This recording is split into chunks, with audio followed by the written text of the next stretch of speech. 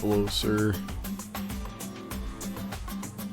Is the audio mixing decent, or is it like my voice is too loud or something?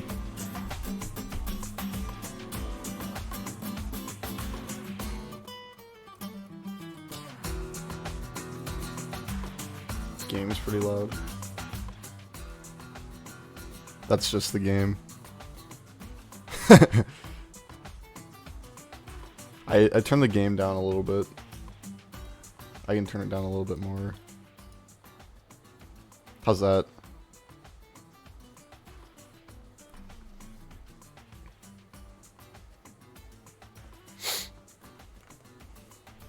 Good.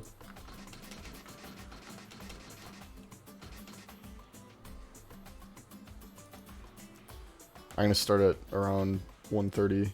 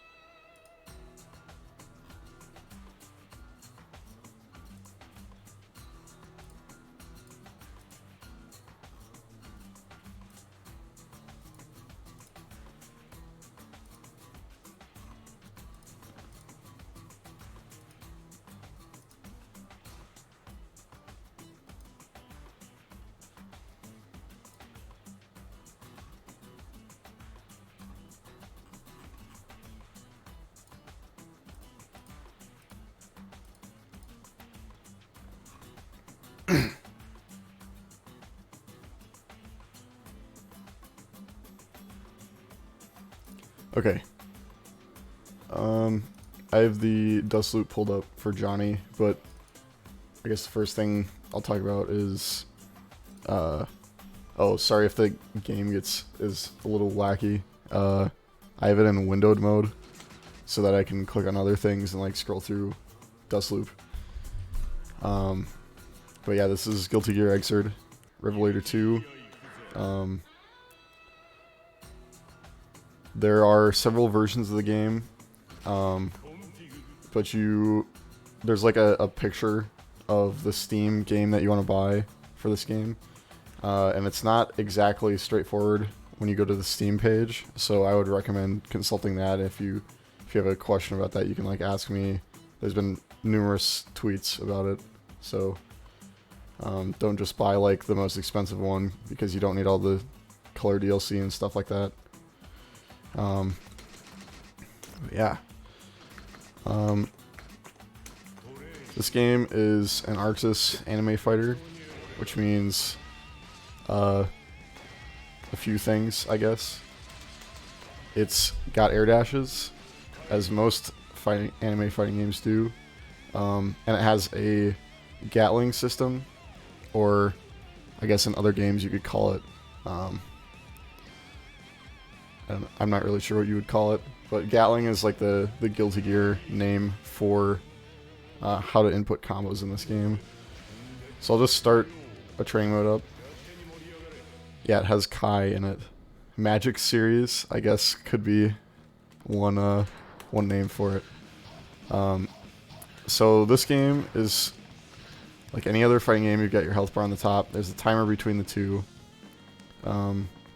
You've got your meter on your side underneath your health bar all the way at the bottom. It says tension there.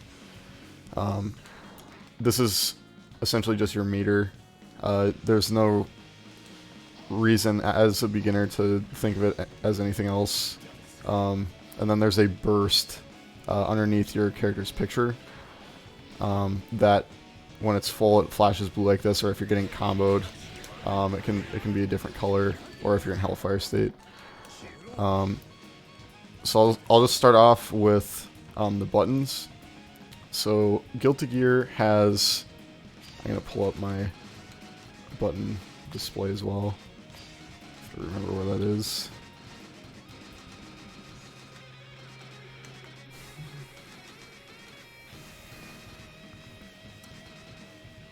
Here we go.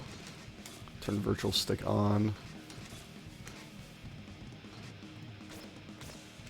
Okay, so you can see what I'm pushing. So Guilty Gear, as you can see, to the right of the stick, has 5 buttons. It's punch, kick, slash, heavy slash, and dust. The function of these buttons on each character is relatively similar. I do have it set to semi-bot, I believe. I can double check quick.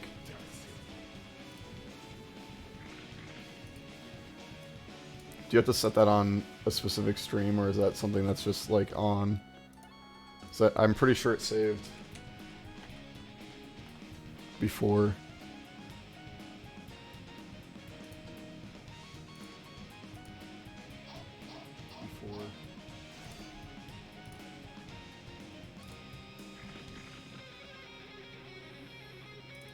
Hold on one sec.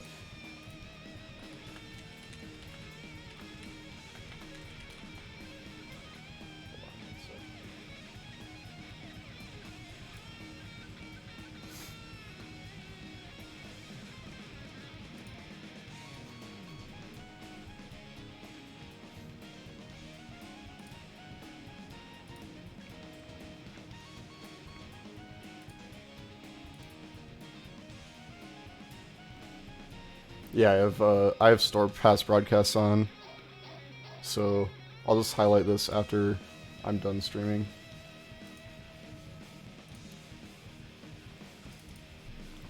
Okay, so like I was saying, there are 5 buttons. Each character has, I mean, you have access to all these buttons as every character, but they have similar functions on each character.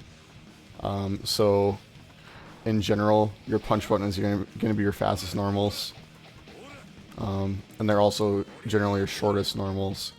So for instance, Soul's 5P or 2P are good buttons to push in pressure if you have a small opening. As every character can pretty much mash P in openings, but you might not want to be pushing that. kicks. Kicks are like an extension of the punch, so they're relatively fast compared to the other buttons, but they reach a little bit farther than punches. So I can kick Kai at a range where I can't punch him, and they're slightly slower, but not by much, usually a few frames. The important thing about kicks is they are generally, your 2K is going to be a low. It's your fastest low, whereas your 2P is not going to be a low. That'll be a mid on most characters. Moving on from that, there's Slash. Slash is a special button in Guilty Gear. There are 2 different types of Slash that you can execute while standing. There's a close slash and there's a far slash. So it is a proximity normal. If you're close to the opponent, you're going to get a close slash. These are usually faster and have less range. And they can Gatling into more things than far slashes. Far slash is when you're farther away. So even if you're full screen from the opponent, you'll always get far slash. But each character has a different proximity where they'll get close versus far slash, and they'll usually get close slash at the range where it would start to hit. So like Soul will get it like right here. And you can see like the animation is not much larger than the actual range. Then there's 2S, crouching slash. This is generally a good poke for characters. In a lot of instances, this can be a low, or it can be like a plus option. So Soul's crouching slash is relatively plus on block, so you can use it as a block string ender and then continue your pressure afterwards by dashing up or doing whatever you want to do as Soul. Then there's heavy slash. Heavy slash is just if you think about like +3, close or crouching slash is +3 is Soul. Heavy slash is like if you think about like other games how they have light, medium, heavy. Your punch and kick buttons are like your lights. Then your slash will be like a medium, and your heavy slash is like a heavy. That's part of the naming scheme, I guess. These will generally have larger range than your medium, your far slash even. And they do more damage and generally have less proration than the other buttons. So they're usually good combo starters if you have a big opening. So like on a DP punish, you could start with like a heavy slash. Your 2H, a lot of characters have 2Hs that are anti-airs. That's not universal, but generally they're something that will reach higher. Like, for instance, Kai's 2H is multi-hitting. It's got pretty good window for anti-airing. And if you counter-hit, there are 2 hits. If you counter-hit the top hit, you can get a pretty big combo. And you can, if they're off the ground, for whatever reason, you can start an air combo. And then the last button is called the dust button. This is something that is like outside of, I'm going to say it's outside of the other 4 buttons for one reason or another. So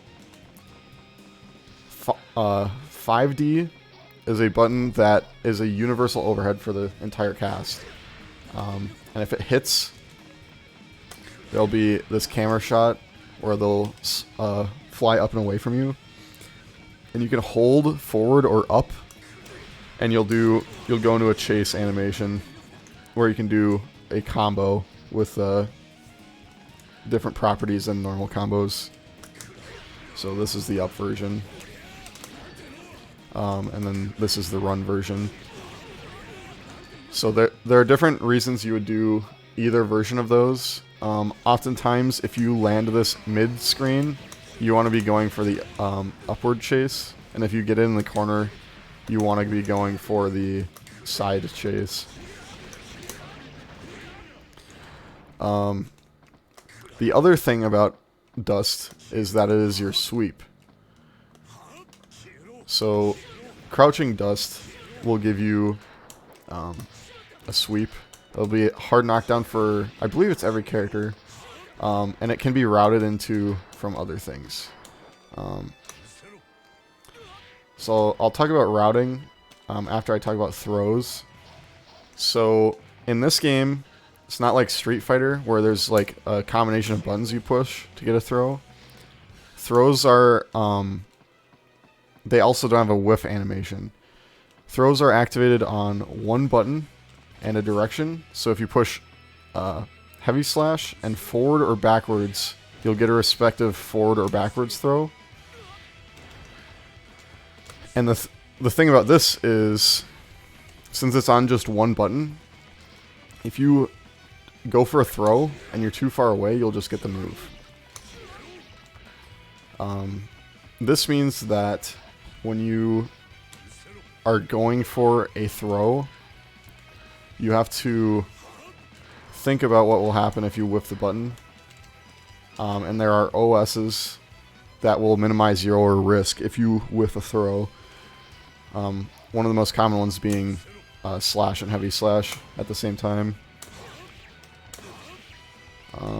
I think for soul, I guess I don't know. It might be kick and heavy slash, depending on where you're at. So there's no whiff animation, like in Strive. Yeah, it uses 5K. So there's no whiff animation for this, for better or worse. And throws, the most important part about throws is that they are frame 1. So if somebody gets knocked down, I'll just can I actually record? Oh, I'm probably on random slot.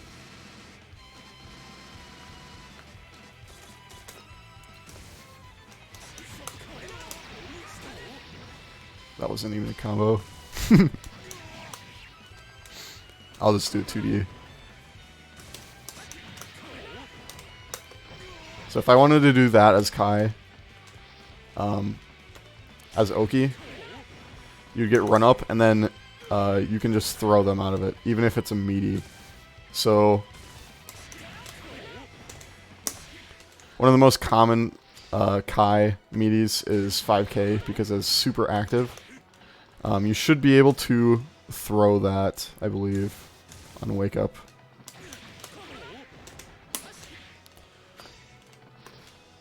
Unless it's throw and vuln. I don't think it's throw and vuln. Yeah, so that was super meaty and I can still throw it. So this means that your Oki has to be spaced on the opponent rather than just done. That's one of the most important parts about this game. Hard knockdowns are extremely important to enforce your game plan, but you can't mismanage what happens after you get the knockdown.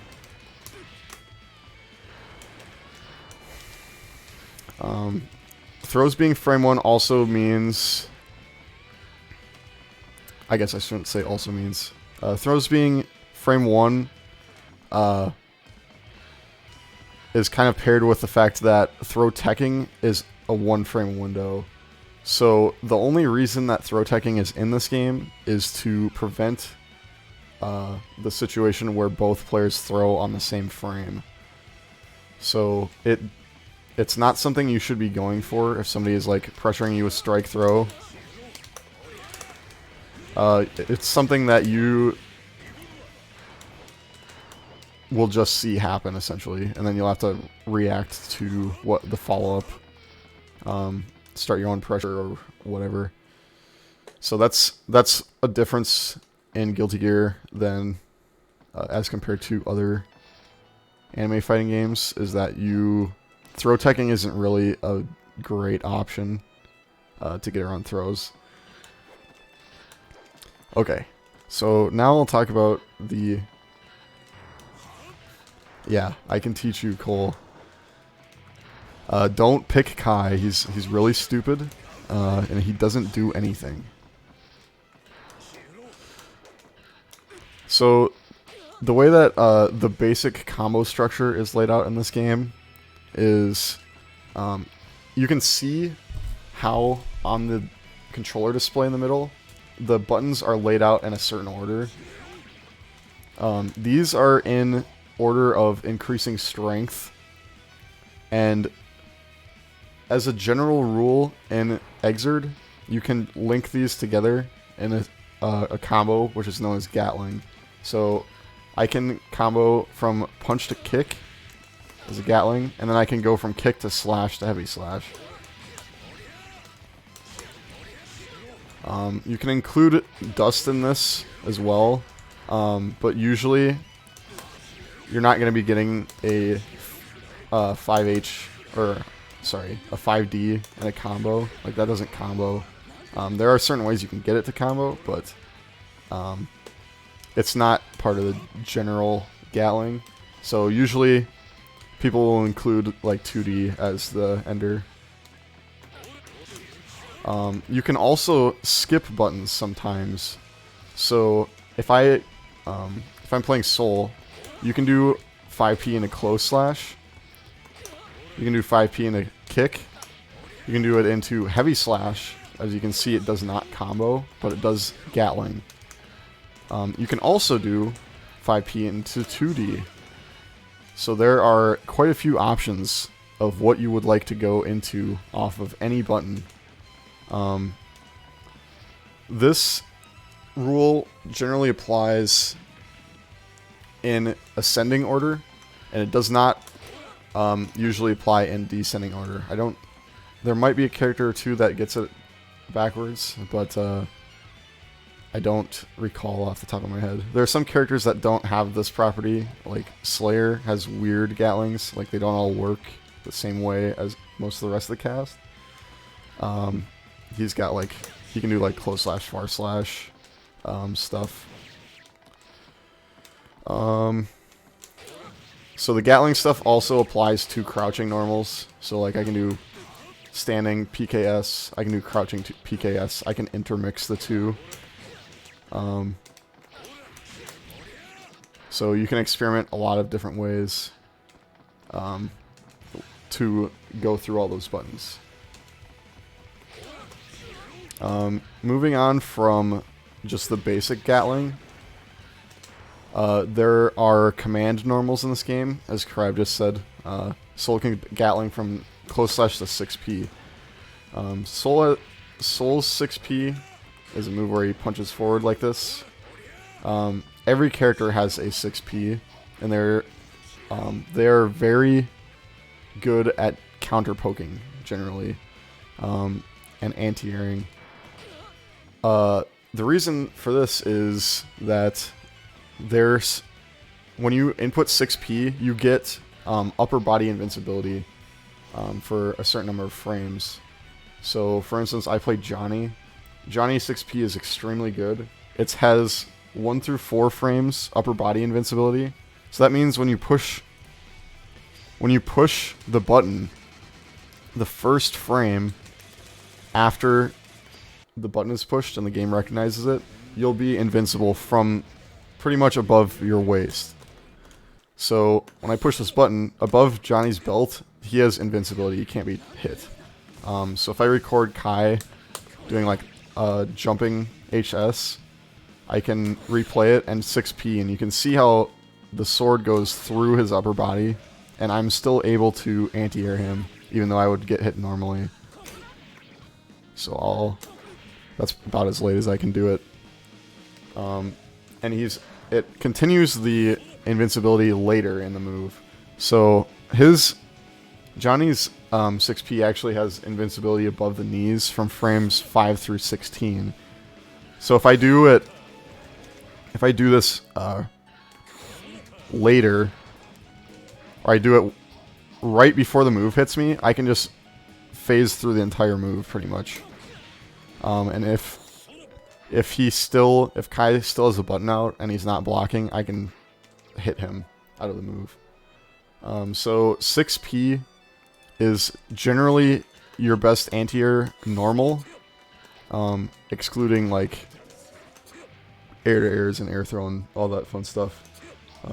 I did say that 2H is an anti-air on a lot of characters, but other characters like Johnny does not benefit from this. Johnny's 2H, while it looks really good, it only has a hitbox until about the top right of the sword. It doesn't really hit above him, so his 6P kind of fills that slot. A lot of characters will have command normals on other buttons as well. For instance, Soul has a 6H, so if he pushes forward and heavy slash, he'll get a different move than if he just pushes heavy slash. A lot of times, these command normals can be comboed into or Gatling into from other moves. I'm not sure if Soul can. I don't really play Soul, so I guess he can do it off of 2S. So there are certain ways you can get different command normals in your Gatling strings as well, and you just have to know like the Gatling tables for your character to know which moves can Gatling into certain things.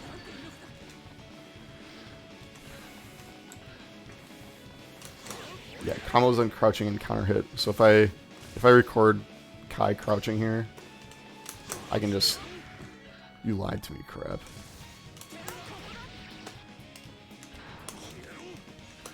I'm guessing it works on counter hit.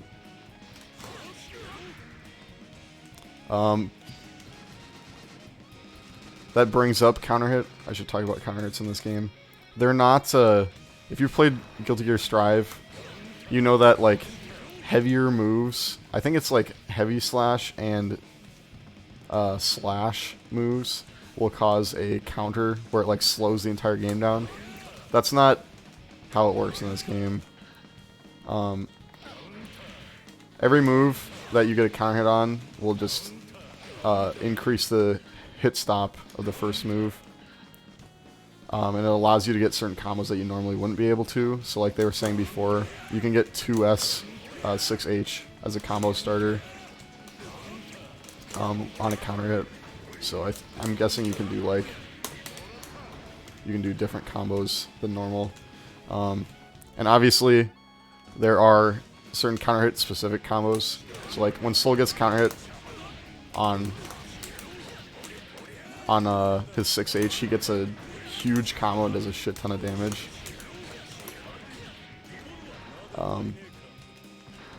So it's not... Just like any fighting game, you don't really want to be getting counter hit. And if you do get counter hit, the opponent is just going to go crazy on you and do some pretty big combos and some big damage. Obviously, counter hits change the frame data as well, so you're able to act way faster than the opponent after a counter hit, generally. But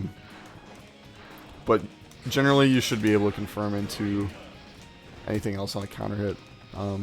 Sometimes, if somebody is in the air and they get counter hit, they will be unable to tech until they hit the ground.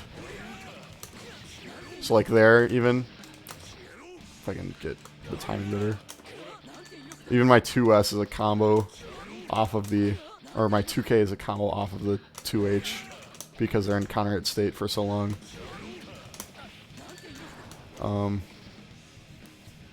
That brings up another thing.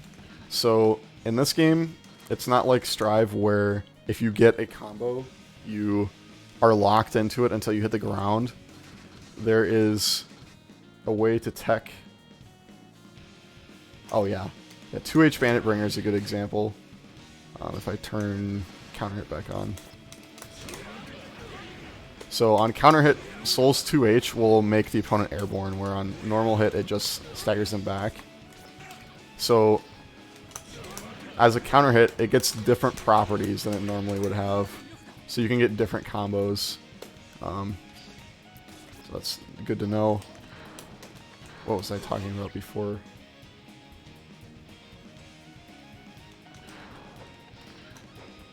Oh yeah, teching. So set the dummy to recover neutral. So if I do a combo, I just like let it drop, you can see that Kai can just like get out of the move and he turns white in the air. He is teching in the air when that's happening. So when a combo is not tight and there's time between the hits that is too much for the hit stun for them to get the next hit, they'll be in a state where they can tech, but that doesn't necessarily mean that they will. So to tech out of things, let me show an example of a combo that drops.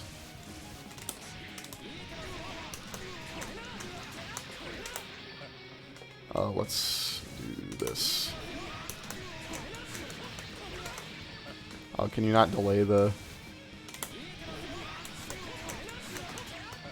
Okay. So if Kai waits too long between the two JS's that he does during this combo, you can mash buttons and get out of the combo. So here, I'm not going to mash buttons. Oh, what? Did it not save?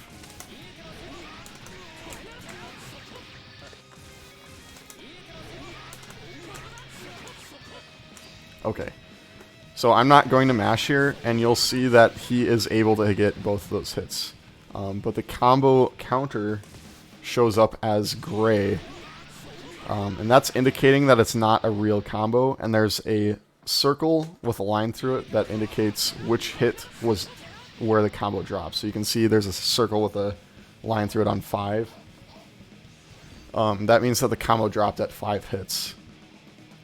When you are able to recover in the air, to tech in this game, you have to mash buttons. So during that window where Kai drops the combo, I have to push a button. So there I pushed P to get out of the combo. When you tech, you'll flash white, like you saw there. When you flash white, you have invincibility. So if I tech late enough in that, Kai's sword just goes straight through me. This is good for getting out of the dropped combos, like I was saying. So oftentimes what people will do when they're getting comboed is they will hold down one button and just mash 2 other buttons or 1 other button. So the idea behind that is, I suppose I should explain FD before I sort of talk about that. But generally you just need to know that when a combo drops, there are multiple timings for you to tech. So you can tech immediately, which is what I've been doing. You can delay your tech, so you can just wait and then press the button later. And you can even do this like pretty much until you hit the ground. So I'll do a really late one. So you can see that there's quite a few options even on defense when you get dropped out of a combo. That's why hard knockdowns are so important in this game. Because if you do a combo but you do not get a hard knockdown, your opponent is just going to recover, and then they can do all of their actions. That's worth mentioning as well. When you get hit out of when you tech out of a combo, you get all of your... I don't know about that. You get your air actions, some of them back. So like I can just act out of that immediately. So I can like come down on top of Kai and hit him with a move if I wanted to. There are also directions that you can tech in. So if you hold a direction while you're teching, you will tech in that direction. So there are 3 types. There's forward, which moves you forward, obviously. Back, which obviously moves you back. And then neutral, which you will just kind of pop up in place. And depending on the height that you tech, neutral tech will either like bounce you up a little bit like that, or you'll just continue like dropping straight down like that. I believe you keep what you had before getting hit, but I'm not sure. I think the reason that you get like popped up when you're in the air, like moving upwards, is just because of the momentum. I think you're right. So generally what you want to do if you're getting hit like in the corner, if you're getting hit in the corner, and you want to just like get to the ground as fast as possible, you want to neutral tech late. So that you have invincibility pretty much until you hit the ground, and then you can start doing whatever you want. One thing about teching, though, is that you are not throw invulnerable while you're teching. So if let's see, how should I demonstrate this?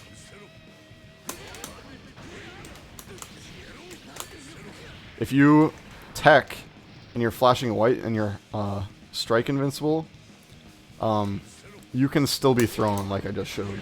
So here I'm going to drop the combo, and then Kai is going to tech, and I am going to air throw him out of that. So you have to be careful about when you tech beyond just air throws, because as you're coming down to the ground after the white flash, you are also not invincible. So like I can hit Kai if I'll just do something stupid like that. I can hit Kai before he hits the ground after he techs.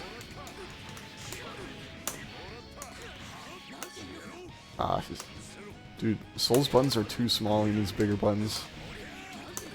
So I can hit Kai before he hits the ground like that. So kind of getting to air tech is a blessing and a curse, right? Because you get out of combos that otherwise shouldn't work, but you have to be careful with what you do after you tech out, because your opponent might just reset you and get an extra combo.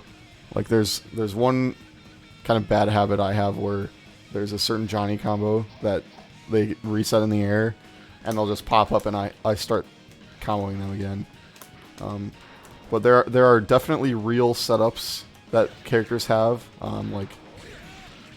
depending on how good the player is or what character they're playing, there'll be setups where they can manipulate your tech timings and punish you heavily for them. So even for example, like if I do an OTG as Soul and you tech immediately, or as any character even, you tech like that in the air, you can get air thrown or punished for that. Because air throws can be done so close to the ground. If I can do it. Like that. So you definitely need to be careful about what you're doing when you're teching. But for the most part, when you're a new player, you can just tech at the first possible time. Most of the time, it'll be like really good players or players above your skill level that are doing that. It's not something that's really worth your time as a beginner to worry about until you start getting hit by them all the time. That's, yeah. So I talked a little bit about air throws. I think that's what I'll talk about next, maybe. So, things in the air that you can do, pretty much the same as on the ground. So you got your punch, kick, slash, heavy slash. They all have different uses. The general idea of air buttons are the same as the grounded ones. So punch, kick are your fast ones. Punch is usually the fastest. Then you've got slash and heavy slash, which are, your slash is usually a poke, And your heavy slash is usually a jump in button, or like an air dash in combo starter. And then your dust is your heavy hitting move. A lot of characters will get like a huge amount of hits done off of their jump dust. Soul can even do like combos with it, or he'll just do like a bunch of them in a row. I don't know if I have the execution today to do it. Like he'll just do a bunch of jump dusts in a row and it does 1,000,000 damage.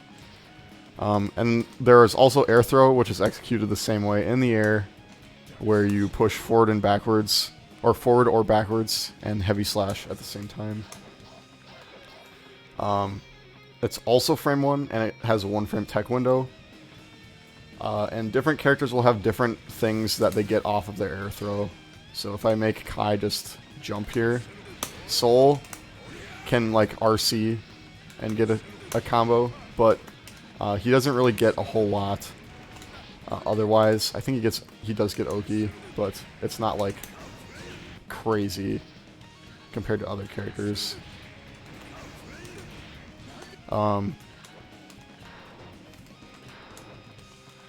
Your air strings can also be galinged, so you can just go through the gatlings pretty much the same as on the ground. And you have the access to what was I gonna say? You have access to a double jump as well. So there are certain normals in this game that are jump cancelable. I think pretty much everybody's close slash is jump cancelable on the ground.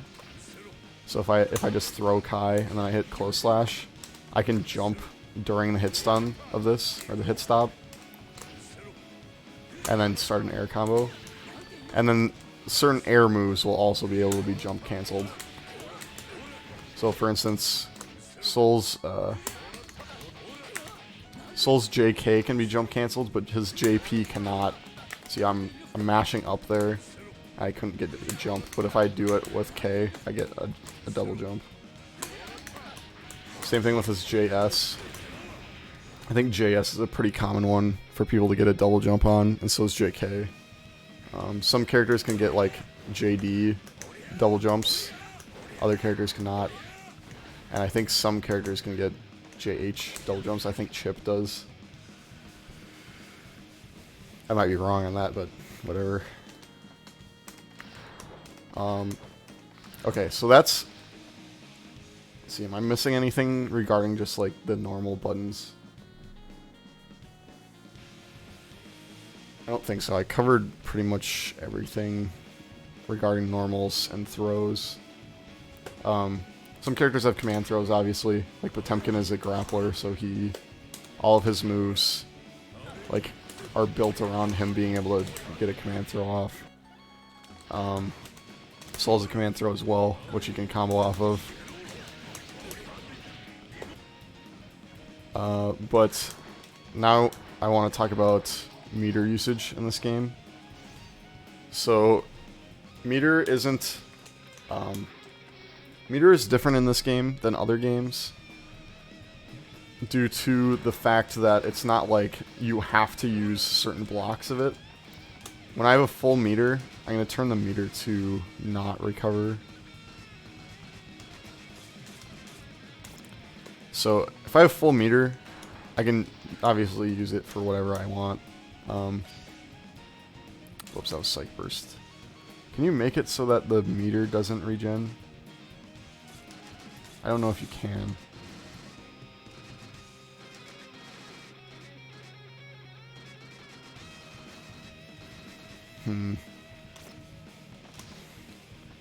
Oh, there we go. What was that all about?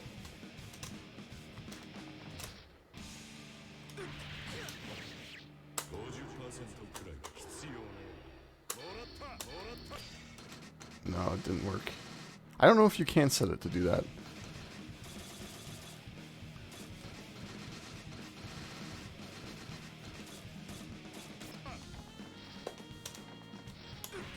Oh, maybe if I set it to 0, it's essentially the same.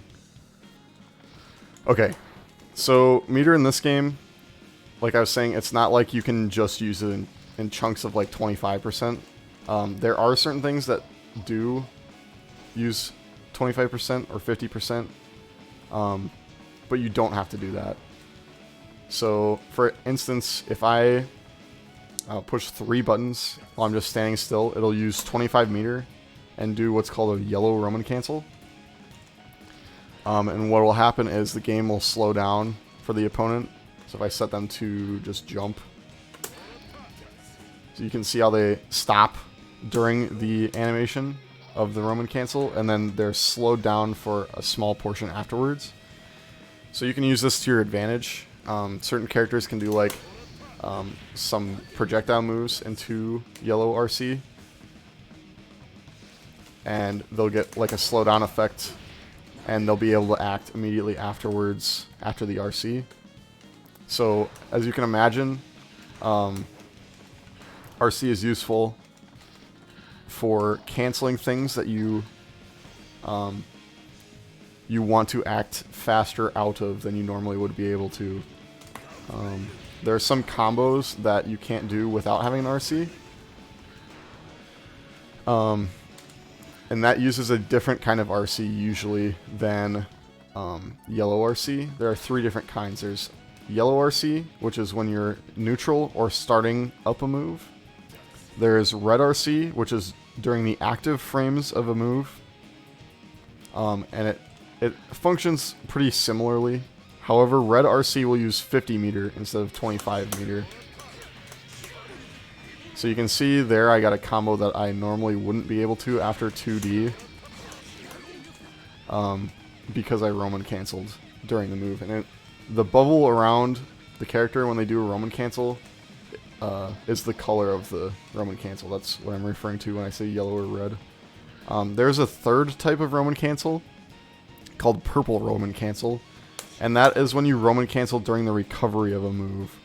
So if you do a misspaced move and you're like, oh crap, I'm going to get punished super hard for this, you can wait until after the move is done and do a purple Roman cancel, and it'll let you act before your opponent. It has the same properties where you can act before your opponent, and they're stopped and slowed down a little bit afterwards. If I can... This is going to be hard to... I'll set kind of jump for like 3 seconds. So if I whiff a 5H and then I Roman cancel, they slow down just like before. So it's good for kind of getting your momentum back if you whiff a move. Purple RC is the least common RC that you'll see. Usually it's reserved for like really bad mistakes that would cost you the game, because it uses quite a bit of your meter and it doesn't really get you anything besides just being safe. You're generally gonna see yellow RCs for like starting pressure, or like sometimes escaping certain things, or like setting up certain neutral interactions that otherwise wouldn't happen. Like I can yellow RC this dash forward and I'll go quite a bit further faster than I normally would. Or like you can do like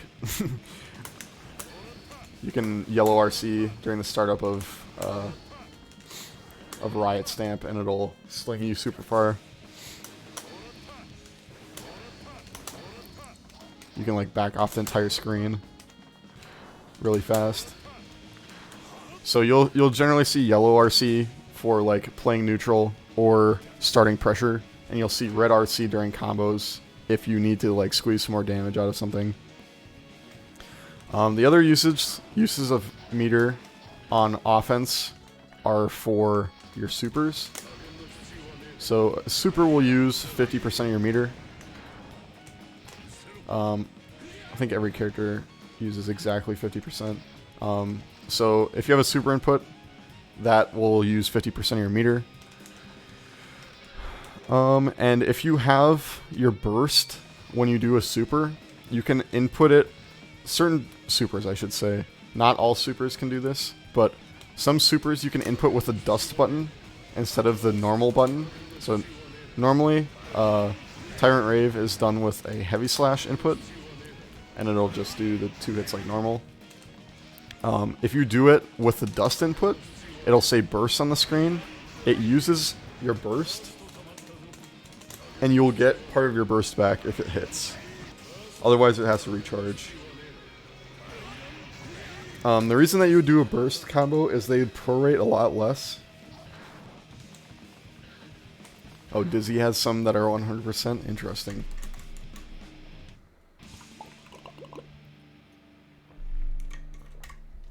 But burst supers will do more damage, and they're prorated a lot less, meaning that if you do them at the end of a combo, you'll get a lot more damage out of them than you normally would. If I can get that to land. Whatever. Maybe I can just show it with, like, this. It's like here, the last 2 hits did 41 and 31 damage respectively. But if I do it with dust, they'll do a lot more. They'll do 52 and 44. So generally dust supers or burst supers are reserved for when you need to kill the opponent. Say for instance it's the last round and they would survive a normal super but they would not survive a burst super. You would want to do it then. Or you can use it to take like mid rounds. Using burst super outside of like taking a round is generally not advisable, I would say, because you lose access to one of your most important resources for the foreseeable future, because it takes quite a bit of time for your burst to come back.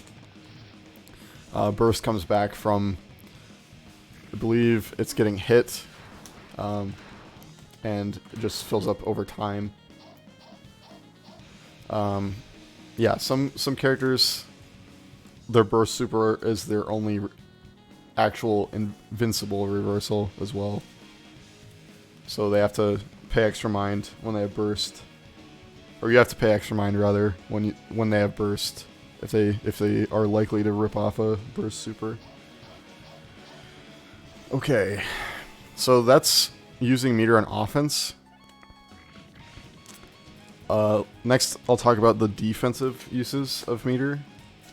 So there are some actions that you can perform on defense even while you're in block stun. So the first and most common use of meter on defense is called Faultless Defense. This is in Guilty Gear Strive, but it serves a little bit of a different purpose. I guess it's about the same in Strive actually. So in this game, when you are blocking, if you input 2 buttons that do not include dust, you will get this green shield around you, and your meter will get used. So if I set my meter to 0, you can see my tension slowly depletes, and it'll actually deplete faster if I get hit by a move. So I'll set Kai to like do a basic string. If I have full meter, if I have full meter and he does this string, normally my tension gauge does not go down. But if I FD Faultless Defense while he's doing that, my tension gauge goes down a whole lot. I lose pretty much 25% of my tension gauge. However, the benefit of this is that Kai will get pushed much further away from me than he otherwise would. So I guess the best way to show this would be to have him do Stun Dipper afterwards. Or Stun Edge, sorry. Oh, he says... Why does he say that when he does a Stun Dipper? Interesting.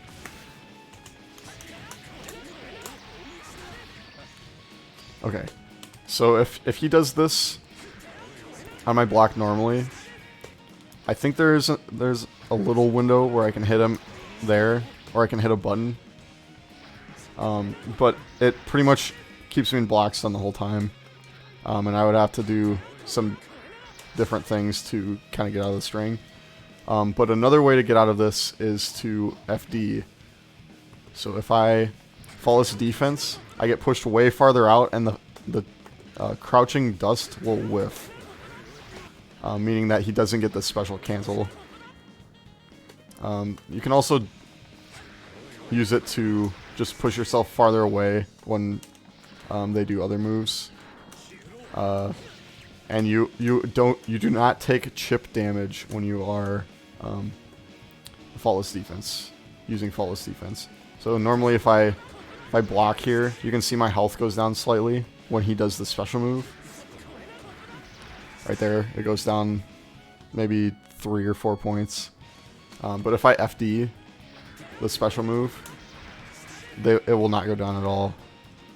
So in this game, special moves do chip damage. And you can be killed by this chip damage. So a lot of times when people are at low health, they'll use FD more often to avoid taking chip damage from special moves. Okay, so that's what FD is used for on the ground. In the air, you have to use FD to block moves. So in the air, if somebody does an air-to-air to you, I'll set Kai to jump and block. So if he's just sitting there and I hit a button in the air at him, he will block it. However, if I do a grounded normal on him, he cannot block it normally. So the way to block grounded normals in this game is the use of FD. So if I set Kai to Faultless Defense, he will be able to block this in the air.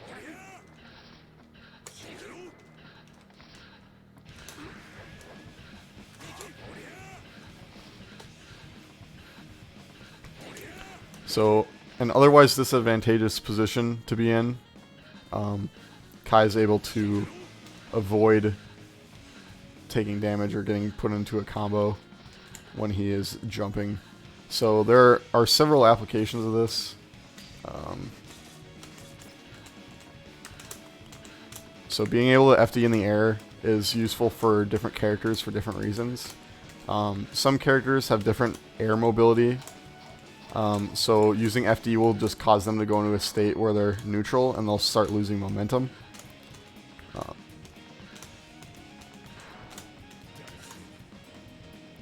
And it just keeps you safe in the air. So I believe there's one. Let's see. I'll do a combo on Kai and then I'll have him FD afterwards, just so you guys can see the implications of this. Block everything. FD. So if I start a combo on Kai and I drop it like I did before, normally I would be able to hit him if he's not blocking. But if he FDs that, even if I like attempt to trick him and like drop the combo on purpose and then hit him afterwards, he is able to block while he's coming down from teching in the air. So what I said before about the downside of teching being you're able to be hit right afterwards, that can be mitigated by the use of Faultless Defense.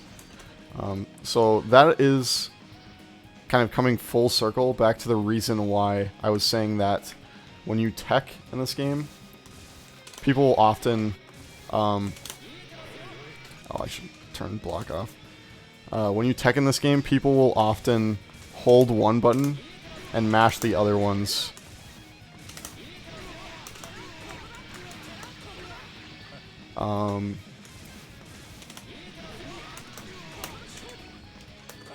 So I'll just do that.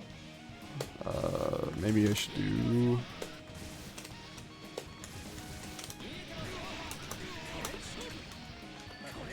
I'll do that. So this is not an example of a real string somebody would do, but it's an example of a scenario that you could find yourself in where somebody is hitting you out of a combo, and if you tech immediately, you'll get hit, and even counter hit if you're mashing too much. The reason that you would hold a button and mash is so that as soon as you get out of it, you can faultless defense, and you will not get a move when you are holding the button. So as you're getting comboed, if you mash backwards and hold P and mash 2 buttons, you will get faultless defense on the first, pretty much the first frame when you get out of the combo. It's obviously dependent on how you tech, but that's generally the reason why people do that, is because otherwise they can get reset in the air extremely easily. A good example of this, there's a trial in this game. There's a trial mode in this game, I should say, where I don't remember which one.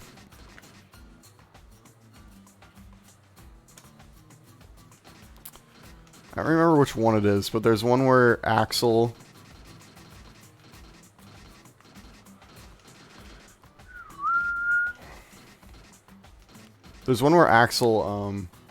will like combo you and drop the combo, and then he'll do his 5P, which is a really good far-reaching anti-air move. And you have to FD immediately on teching to avoid getting hit from that. I don't know if I can find it. Might just be... Oh, it's this one. Baiting the recovery. So, better players and certain characters will have this more prevalent in their game plan, where if somebody techs a move out of their combo, they will just hit you and start another combo. So you can see where I'm just teching here, and I can get counter hit. So the idea here is that if I hold back and I push, if I hold back and punch, and I just mash the other buttons, I can get FD when I tech out like that. And then I'll end up blocking when I would have normally gotten hit, even if I'm holding back during the tech. See there, I was holding back, and I got hit out of the air. So that's the idea of FD in this game. I guess I should say the downside of FD is that the frame data of the moves that are hitting you become more advantageous. So, despite getting pushed out further, you are giving the opponent more frames to do what they need to do. So, generally FD is used on defense to push your opponent back so that they whiff a move, and then that will kind of negate the problem of having the opponent get more frames to do what they need to do. I'll try to do the combo I did before. So there, normally, if I just FD the last hit of that,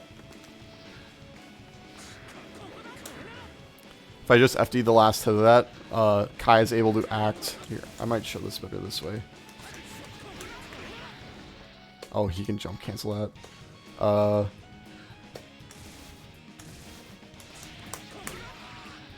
I'll do that. So, I'm going to jump immediately after I get out of block stun. Sorry, that was not immediately. So, I'm pretty much actionable at the same time as Kai here. However, if I FD the last hit, you can see there's a few extra frames where he is actionable before I am. So that is the downside of FDing in this game.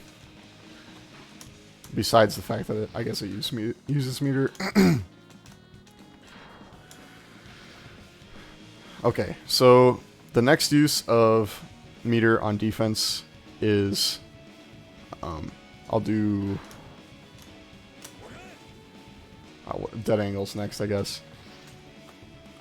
So if I'll just have Kai do the same string as before. If you are in a situation where you're about to get like mixed up or something and you don't want to hold it, or you're about to like get chipped out, you can use 50 meter to kind of push the opponent off of you.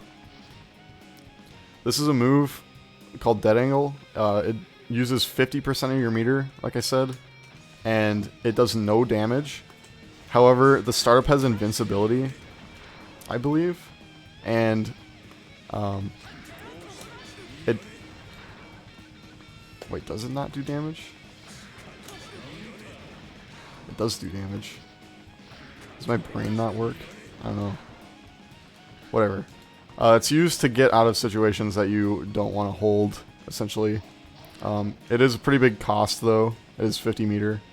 So it's generally reserved for situations that are extremely bad for you. You don't want to be using it all the time. This is something that you can also only do on the ground. You can't do dead angle in the air.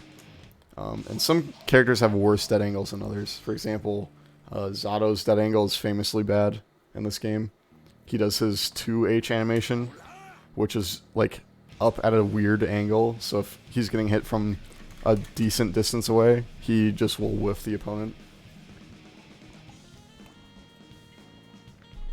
Oh, I think what I was thinking of is that dead angles can't kill the opponent. Yeah, so you'll want to know like exactly when you want to use dead angle. You can't just use it all the time. You use your FD for push blocking more than you would use your dead angle to push your opponent back. And then the last defensive option is called just defending. Just defending is something that is in Guilty Gear Strive, but is much different than it is in this game. So if I record Kai to do the same string as before, I can get a punish with 5k on his stun dipper. I can actually get it with that too. Let me see a move that I can't normally get. Wow. Maybe I wasn't blocking. If I do it farther away, it's probably better.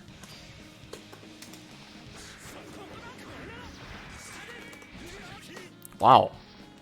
That is so minus. Anyways. You can get better punishes on certain moves, and generally Kai's stun dipper is the perfect example of a move that you'd want to instant block, but you get better punishes on moves when you instant block them. Not only does instant block push you, I believe it pushes you slightly less far back, but it decreases the opponent's advantage on your block. So I think it's dependent on the level of the move, which is a property that every move has. I believe it's 1 through 5. Depending on what level it is, you'll get different amounts of advantage back from your block stun. But there are certain moves that you need to IB, or else you'll just have to hold another level of mix. I don't know what Soul gets off of this situation, but I know Johnny gets like a way better punish if he IBs the second hit of Stun Dipper. So the idea behind IB, I should also show that.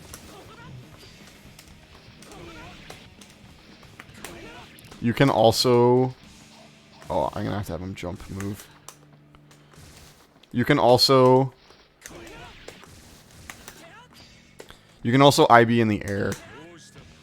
So one common thing to do in the air is IB and then air throw, because you won't get pushed back very far and you'll be advantageous. You get some crazy combos afterwards. But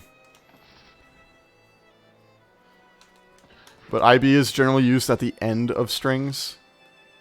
to get more advantage after your opponent's kind of winding down their block string.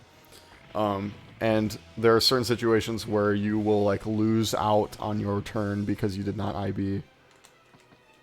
So that's something you have to be mindful of.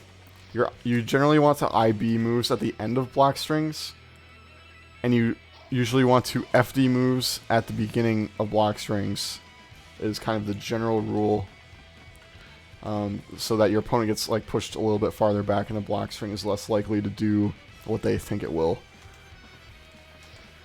That's not to say that you can't use FD and IB at different times. That's just like the beginner's explanation for when you should be using those things. And those are options that you'll come to understand more as you play the game. Okay, what else do we have? Obviously in this game the wall doesn't break. So you can do like whatever combos you want and your opponent will not. You'll just get to keep mixing them up in the corner. Air dashes are quite a bit larger in this game. Oh, I should talk about Blitz. Yeah. First air dashes. You all know how air dashes work. Dash in the air, you get an air dash. Certain characters will have multiple air dashes, Dizzy and Amelia being examples. Other characters have more than one jump in the air, like Chip has 2 double jumps for air mobility. But going back to defensive mechanics, we have Blitz. So Blitz is done by pushing 2 buttons. Or I should say IB is done by... Kind of getting ahead of myself here. IB is done by pushing back within 8 frames of a move connecting. So I have to... I'm not doing that fast enough.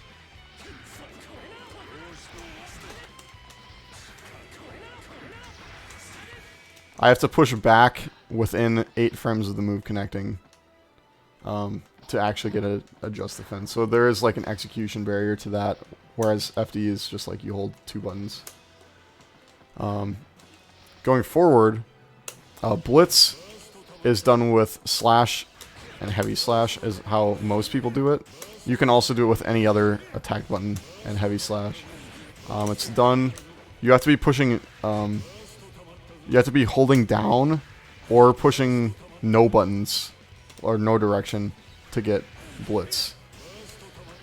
So Blitz is essentially a parry in this game. So depending on if you do standing or crouching Blitz, you can parry different moves. Crouching Blitz has the advantage of getting to block or parry lows, but it does not block or parry highs. So you can just get counter hit when you do that. Same thing with the high or standing Blitz. If you Blitz, I'll try to do something like this. If I do something like that,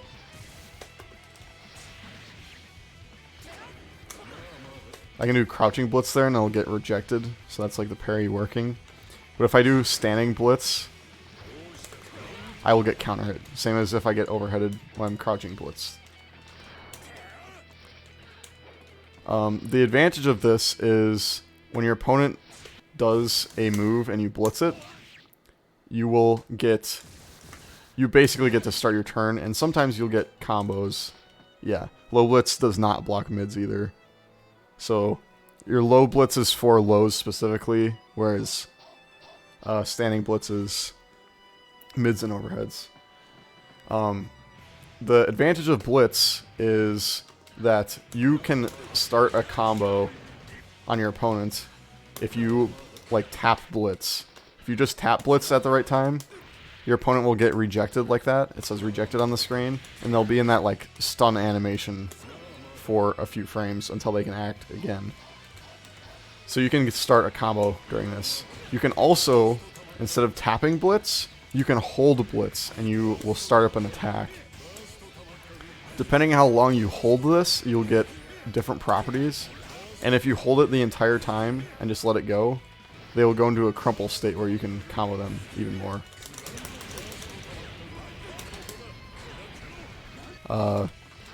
Generally, you do not want to be using hold blitz for much at all. It's not really worth going for because when your attack starts, you lose the properties of the parry. So if let's see if I can time this right. Yeah. So if I start blitz up and then I start moving forward by releasing it, and Kai does the attack at the right time, he will hit me out of the attack. The other downfall is that you can be thrown out of blitz. So if I just run up and then I throw like that, and I'm blitzing, you will get thrown. So that's the other downside. Blitz can be done anytime there's a gap in pressure. It's like a DP where it starts up immediately. So if Kai's doing like stagger pressure, like that, it does something like that. I can blitz between the two hits, and then it'll reject him. But if there's no gap, obviously nothing will come out. You'll just get like an FD. Or actually you won't get anything because you have to hold neutral. Blitz can also be used in the air. You can't do hold blitz in the air, but you can use it to like bait somebody's anti-air and then punish them for it. So like if I dash forward and blitz, I can like get a punish. That's generally not something that you'll see very often. It's a pretty big call out to like air dash forward and blitz. It's more common to just like, you'll see situations where people get blitzed while they're trying to anti-air, or they're trying to air to ground somebody, like this, and they can't do anything until they hit the ground here usually. So one way to get around this is blitz specific. So when you blitz an attack, you can blitz them back. So that recover, or that, it's called reject. When you get rejected, you can blitz back. So normally you get that that stun animation. If you blitz afterwards, like during that animation,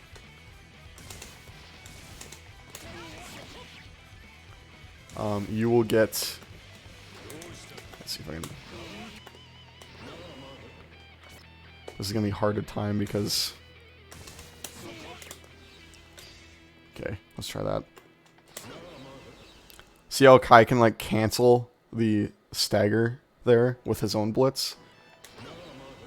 The idea here being that if I try to blitz and then punish him, he can blitz me back and kind of get his turn back. So obviously every time you blitz, it'll use 25 meter, and it's punishable the same ways. So sometimes people will get like blitzed and it'll devolve into just like trying to see, it'll devolve into a game of chicken essentially. But all that to say, if you blitz something in the air,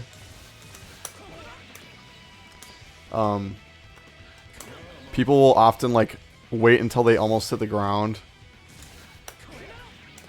and then blitz to prevent you from like hitting them out of the air during the blitz like that. But in that situation, you can just wait for them to hit the ground, because the blitz will end when they hit the ground, since you can only tap blitz in the air. Okay, that's pretty much it for blitz. Is there anything else that I need to talk about? Let's see if anybody has posted in the Discord or anything.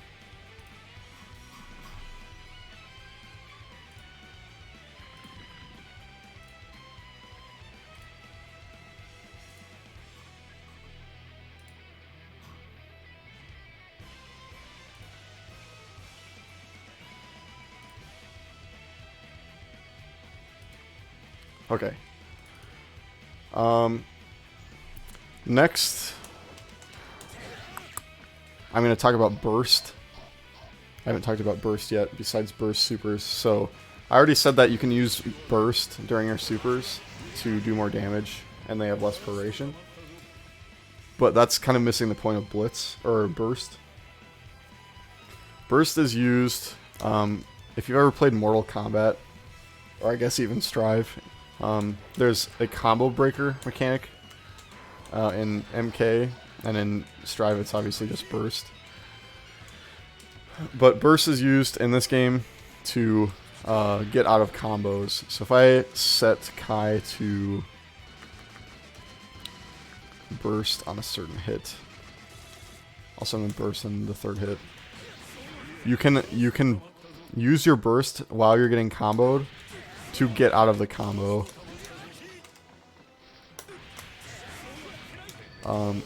Generally, you want to do this at a time where your opponent can't like end their move and block,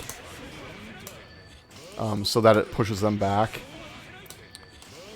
If you do a burst during your opponent's combo, you'll get a blue burst. See how the bubble around him is blue? Blue burst, when it lands, just like every other burst, you'll get part of your burst meter back. So when it lands, you see Kai get about a quarter of his burst meter back. If you do not hit the burst, you do not get any of the gauge back. So if I block this burst, see how he doesn't get any burst back. So in that way, burst is pretty much similar to Strive. I believe the same mechanics apply. The difference in this game is that bursts can be thrown like that. So if you burst at the wrong time, the opponent can react to you bursting. Pretty much the noise will give it away, and the burst meter goes away before the burst starts. They can just react and air throw you. There are obviously better burst punishes,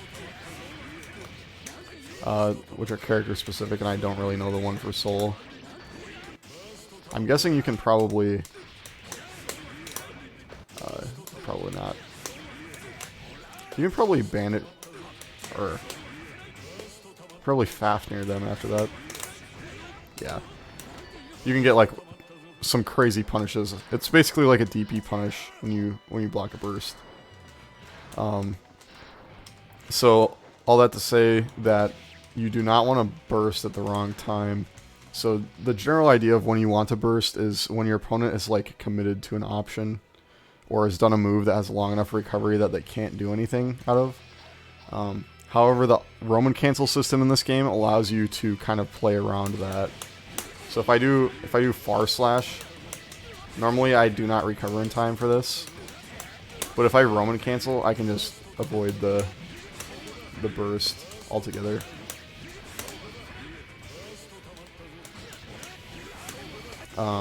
And one of the more common ways to avoid burst is by jump canceling your normal and just like IBing it in the air. Getting a combo afterwards. The other property of burst is that you are, I believe you're invincible all the way until you hit the ground. If I can, let's see, I'll do this in the corner so that it's easier to, God.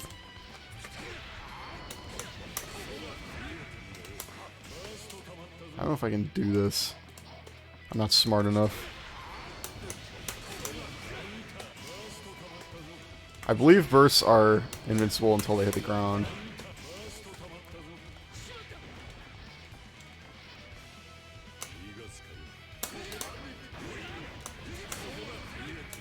Yeah.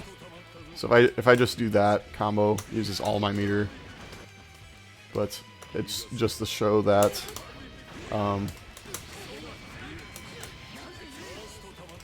bursts are not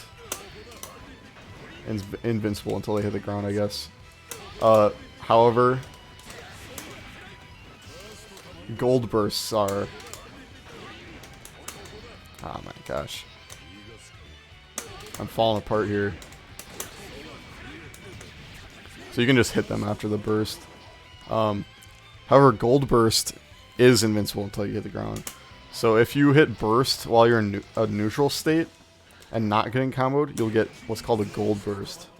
So you can see how I have gold around me rather than blue, and your entire burst gauge doesn't go away.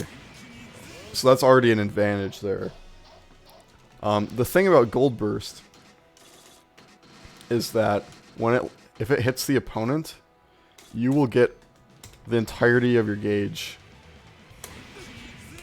So if I gold burst and I hit Kai, it hits them away just like a blue burst, but you can see my entire gauge fills all the way up.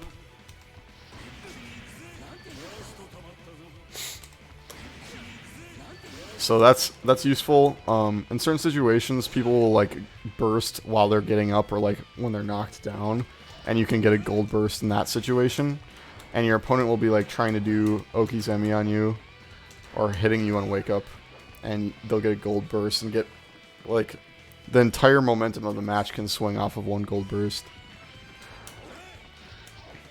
So that's something you have to be aware of besides just the use of burst to get out of combos. People will also use burst to like prevent their opponent from getting out of the corner or something like that. But that's usually not advisable in most matchups or in most situations. Yeah. Gold burst, again, like I was saying, that is invincible until you hit the ground. So you can't like anti-air somebody after they do gold burst. But you can throw them still, if I can time it correctly. Maybe. Can you not throw gold burst? Maybe you can't. Oh yeah, there we go. I was just doing it too late. Obviously that's not something that would happen very often, but that's just something to be aware of. Yeah, it's tighter timing. You have to do it like right at the startup of it. The other thing about throwing bursts is that they do not get their burst back. So if they burst and you throw it, then they just it's like nothing happened, essentially. Okay. Two more things to talk about as far as basics go, or just like general mechanics of the game. When you're at low health, you'll be put into a state called Hellfire. So I believe this is under 20%. Maybe it's under 30%. 35. What is it? I think I was just starting. I was not restarting the game. So if I'm under 20%, see I'm at 21% here. My health bar is the normal color. If I'm at 20%, my health bar will be flashing.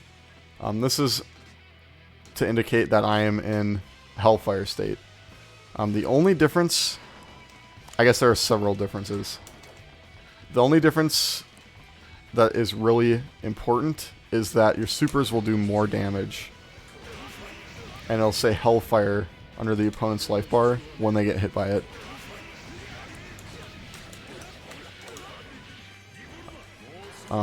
When your opponent is in Hellfire,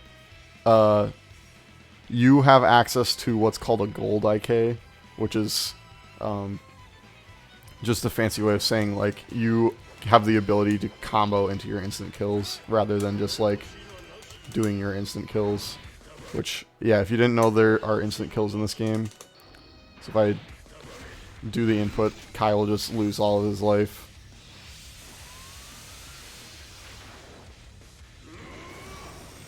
But there are certain ways you can combo into IK if the opponent is in Hellfire state and you have meter. So I'll just show one quick. Normally when you do the IK input, your tension gauge will glow red like that, and you'll have like this red glow around you. That's like the normal IK activation, and it doesn't slow down the game at all. Like if I activate IK, it's just like a normal move. However, if the opponent is in Hellfire state and I do IK, it'll actually stop their movement. You can actually see Kai stop moving during that activation. And then if I start the move up, it's like an RC. It gets like an RC effect at the beginning. So what this allows you to do is you can just combo into it. So like if I get a level 3 starter as Johnny, I can just combo straight into IK, and it's an actual combo. Sometimes this is optimal. Your opponents can't... I don't believe you can burst IK. Maybe... yeah. So you can't burst it. So it's a good way to... it's a good way to close out rounds. If your opponent's like at decent health and you don't have a combo that would actually kill them, you can combo an IK.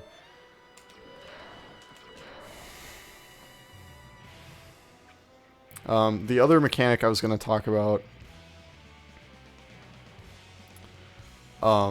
is the gauge below your health bar.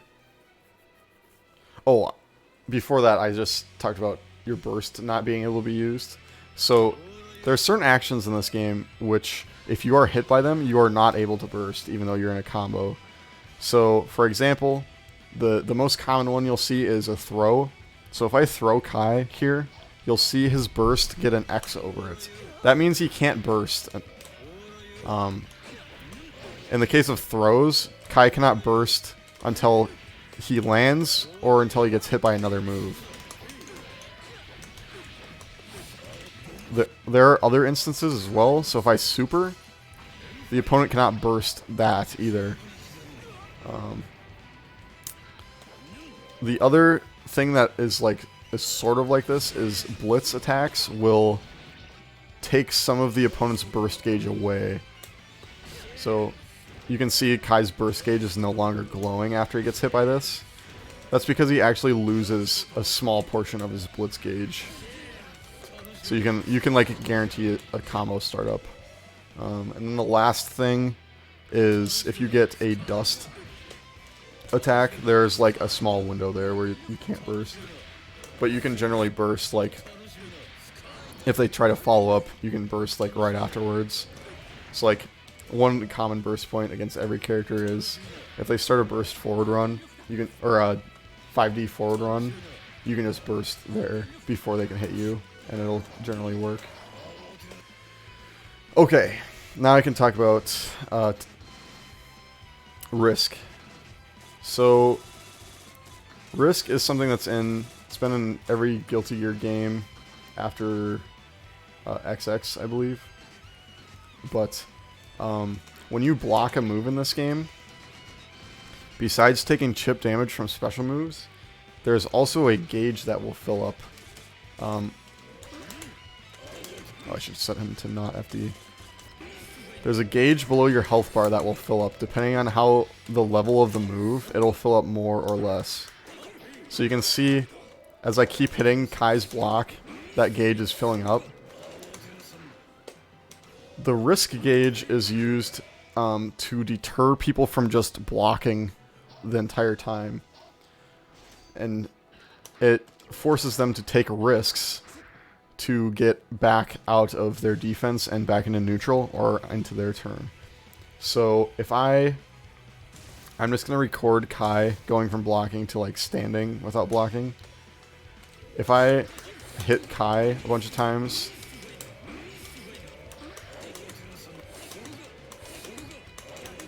and then his risk gets full, and he stops blocking, I can just hit him, and it does way more damage. It gets a counter hit when you have over 50% of the risk gauge. and it uses some of that risk gauge up. You can see it like lose part of it, and it turns red. So when you get a combo starter with risk on, it will it'll do that, and then every hit you get afterwards during that combo will use some of the risk up until it gets empty. Essentially, every time you do a hit that uses, or while you have a risk still in the gauge, it'll do more damage. So there is a mission I should show.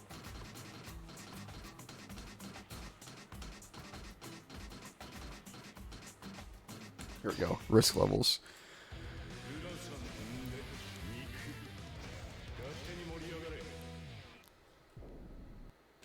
So this is an example of...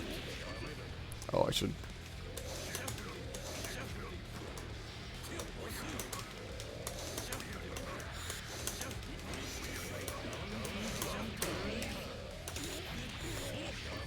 So, I suck at this trial.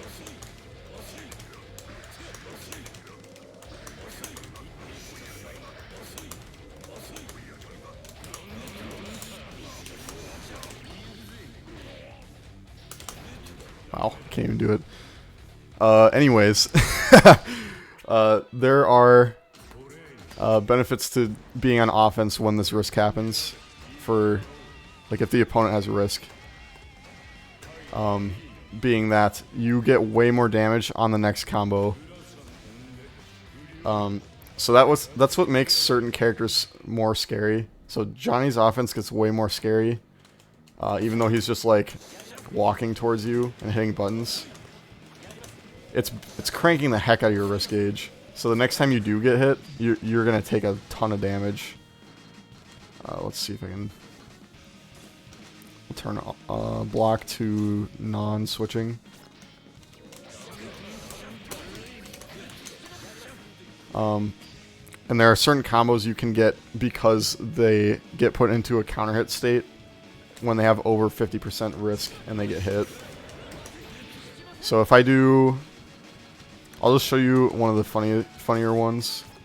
So if Johnny's level 3 and the opponent has full risk and they're not blocking, you can just do like a bunch of 6H's in a row because they get counter hit so many times.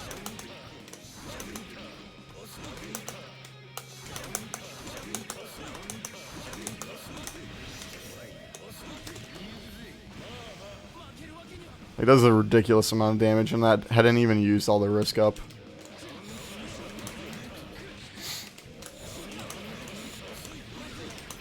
So the other part of it is, I said that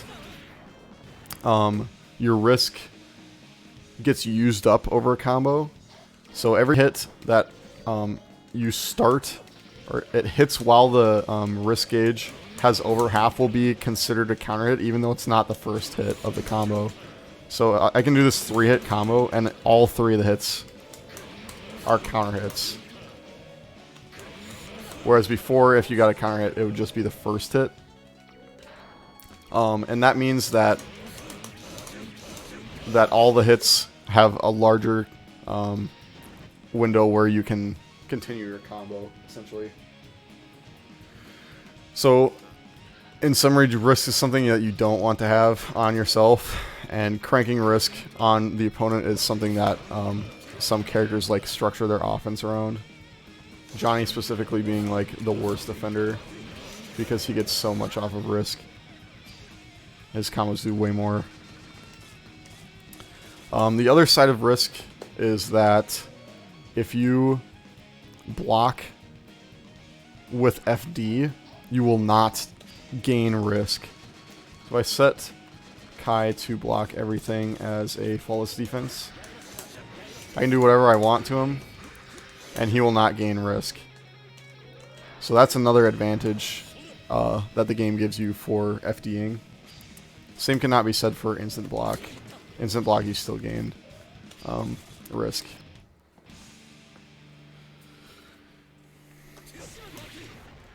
Okay.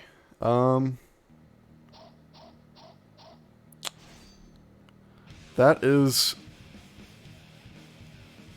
It's more risk on IB. I am not 100% sure on that. We can try it out, I guess. If I make the dummy instant block everything, and I just like... So that was 4, and it did about 2/3 or 3/4. It seems about the same. I don't think it's much different.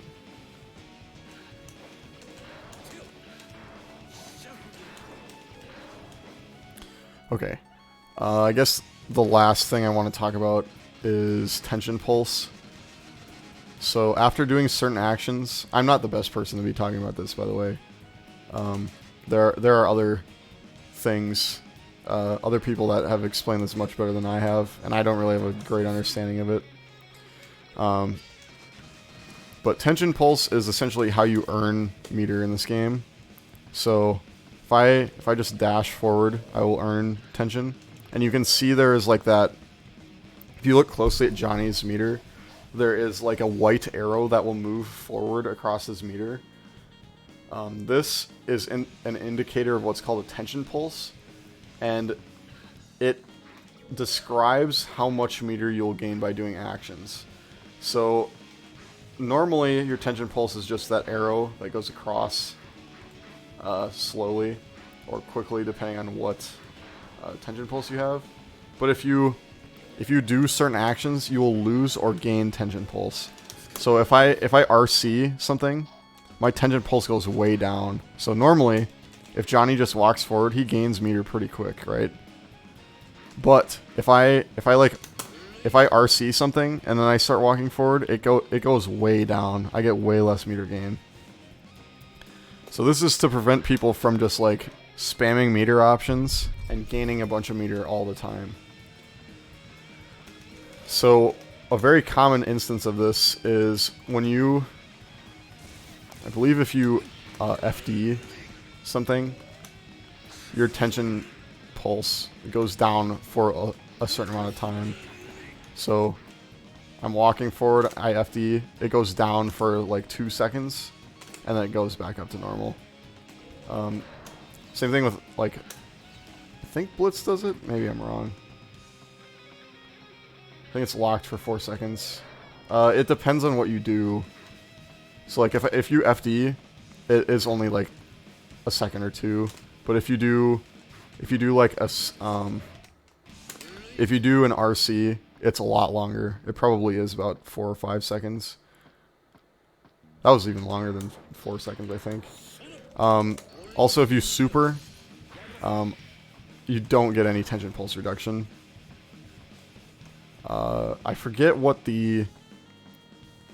There are ways to increase your tension pulse. I forget what they are.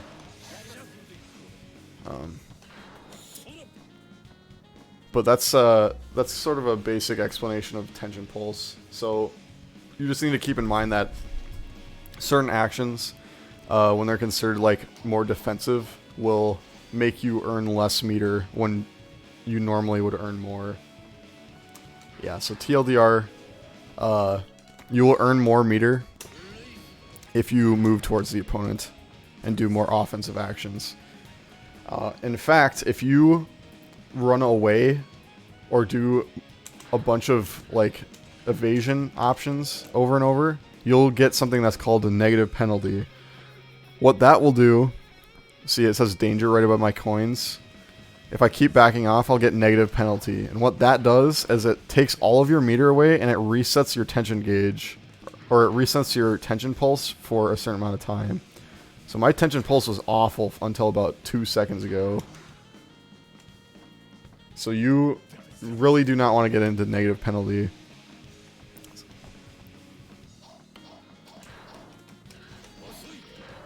Certain characters will be more likely to get negative penalty just because of like their playstyle. Yeah. Okay. So that is another reason why FDing, or that's another downfall of FD. So if you're getting pressured and you're trying to push the opponent out with FD, you can end up in a situation where you're gonna get hit by something really nasty and you have no meter to prevent any of it because you've been FDing.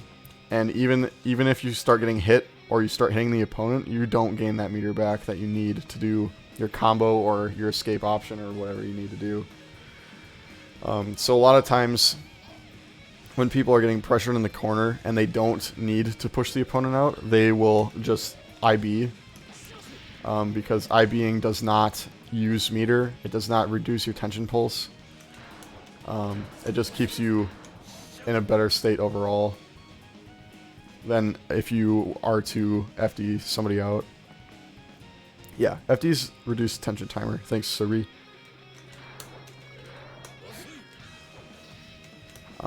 Okay. So, I think that's pretty much it with, like, system mechanics. Obviously, there's, like, movement options I didn't talk about. There's, like, dashes. Back dashes have different amounts of active frames, or, like, frames where you... Oh, yeah, IB increases tension pulse. That's what I was thinking of. So if I set Kai to... Sorry, if I set Kai to do that string, and then I IB the whole thing, I'm going to have a better tension pulse than if I didn't. See how fast my meter is going up?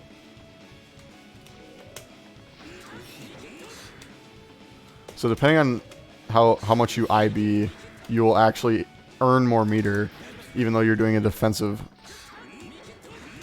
option. You also earn meter when you're just doing attacks while you're on the offense or whatever. Okay, so Serby says dead angle is reduced tension for 4 seconds, RC is 6. They all reduce you to 20% tension gain. Yep. And then if you get negative penalty, you'll actually be unable to earn meter for a few seconds. I think it's like 2 seconds. Okay, but then I was saying backdash. Characters will be invincible frame 1 through whatever. It's character specific. Forward dashes, most characters have runs, so if you hold double 6, your character will start running at the opponent. It'll earn meter really fast that way.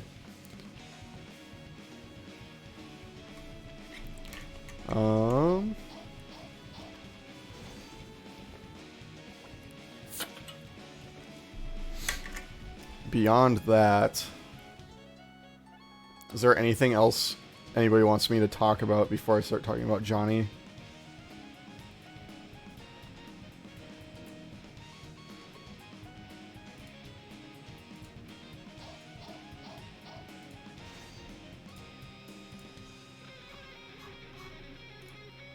Any questions or anything like that?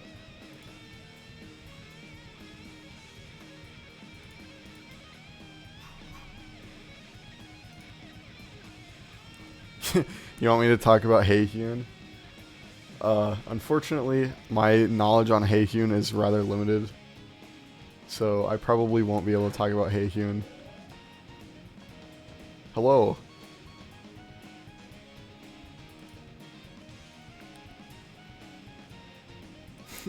Johnny, please.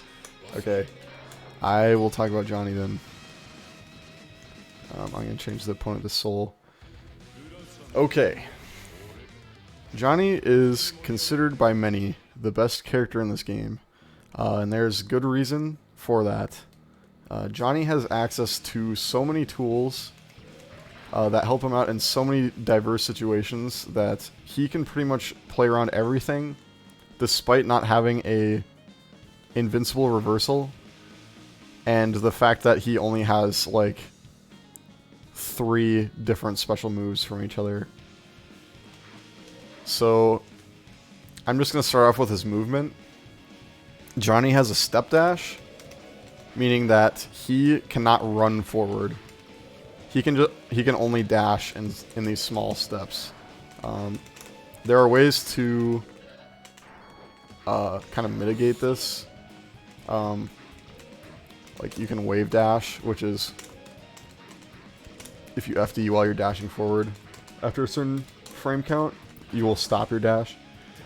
But he has different methods of moving than the rest of the cast. His walk is also extremely slow.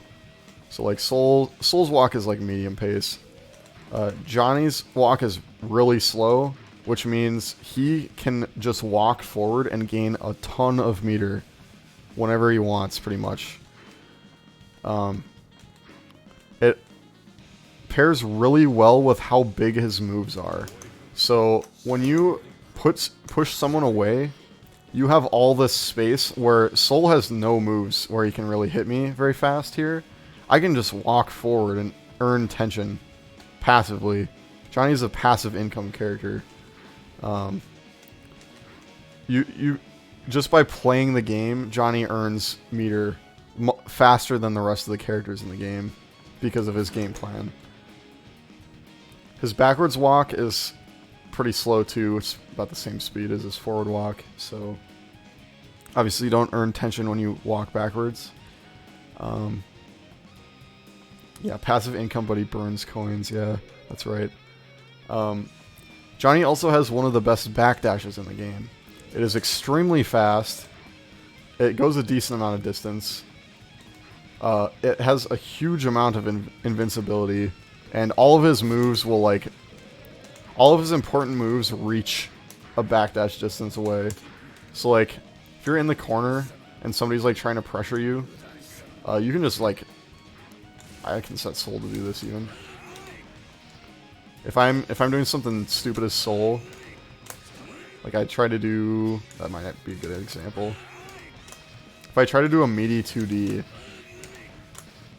if I can actually land meaty 2D. If I do a meaty 2D as Soul, Johnny can just like backdash it and get a crazy combo.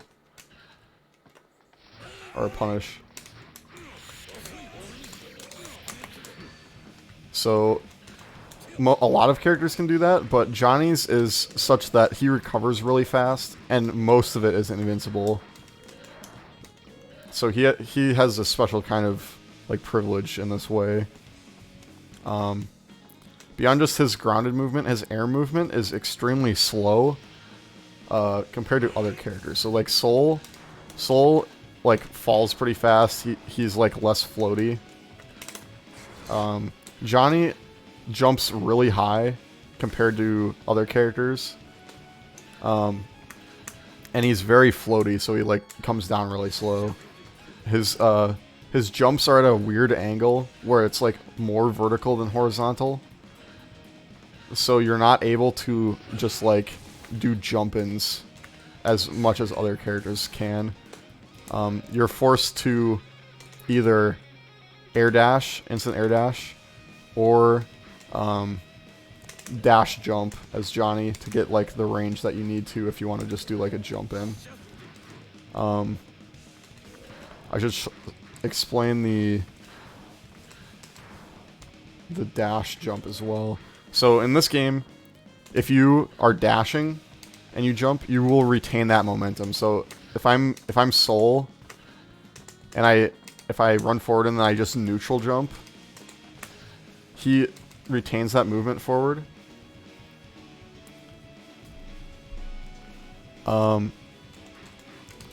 Johnny gets this to a less extent on his neutral jump, but it's more pronounced on his forward jump. So he gets a lot more utility out of dash jump than some other characters, I believe. I don't want to talk about the other movement options yet, Lopez. That's too advanced. We're at the basic building blocks here.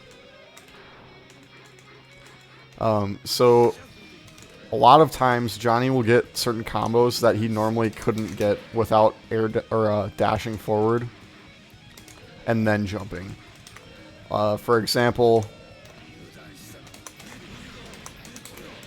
on all of the combos, most of Johnny's bread and butters mid-screen off of like throw, he has to do a dash jump after throwing the second coin to actually get the momentum to hit the opponent. So like if I don't do a dash jump here, I can only get like something like that. But if I do a dash jump, I can get a full combo into knockdown, and I get a ton of corner carry. So that is relatively important for Johnny. You can also use it to do weird stuff, like you can do Kara Coin, because you can dash cancel into a jump. That's not really important now, though. Not very many Johnnies actually use Kara Coin. Or like Kara, whatever. Okay. I'm going to talk about Johnny's normals first, and then I'll talk about his special moves. So, I talked about 6Ps earlier. Johnny is one of the best 6Ps in the game. It's very invincible. It's active for a really long time. It knocks people upwards. So if I make Soul not block, I guess I can just make him jump.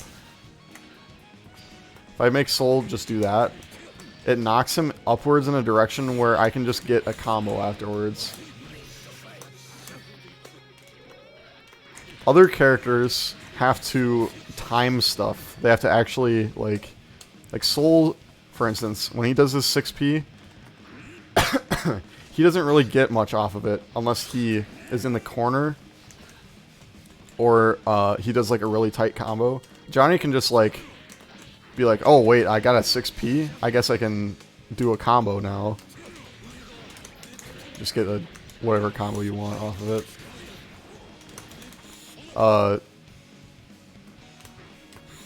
His 5P is also good for anti-airing. It's extremely fast. It hits really far up and to the right of him. It's actually a better anti-air than 6P in a lot of situations. Because of its speed. His 6P is a lot slower than his 5P. So, for instance, when Jam is like doing rushdown and air dashing towards you, a lot of times you might choose to do 5P instead of 6P because of the timing on all of her pressure. Johnny's 2P is a pretty standard mid fast poke.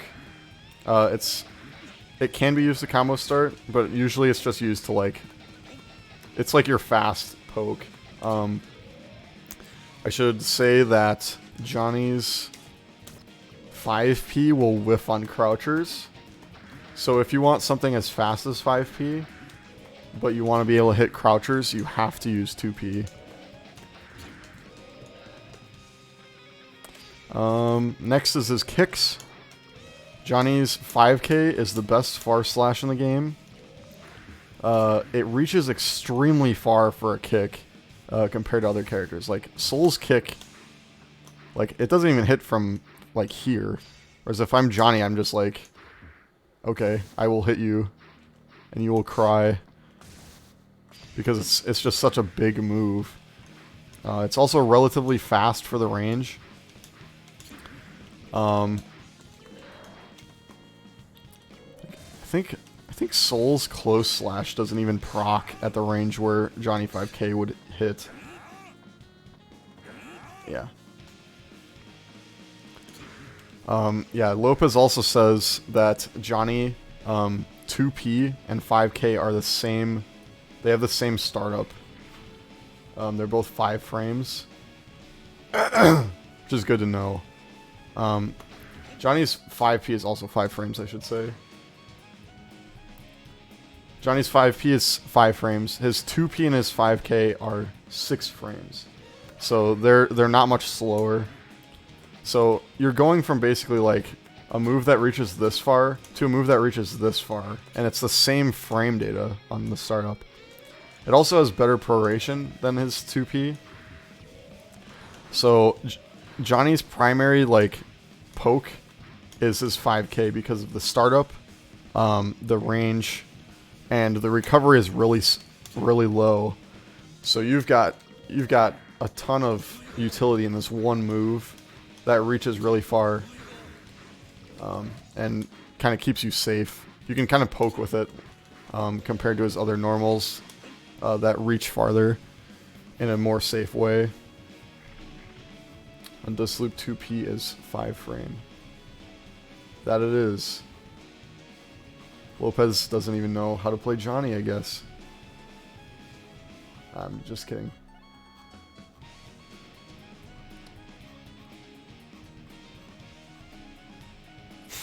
Is Lopez a liar? I guess so. Mods, can we ban Lopez, please? I'm just kidding. I don't have any mods. Okay. So as I was saying, 5K is the god button. It's best far slash in the game, or close slash in the game. His 2K is a low. It's really fast as well. It's an 8 frame low and has decent range. It's got about the same range as his, a little bit less range than his 5K. But it's like, if you're doing like mix-up stuff, that's the low you're gonna go to most of the time for like your combo starters. It has pretty bad proration. Like you're not gonna be getting any crazy combos off of, or crazy high damage off of it.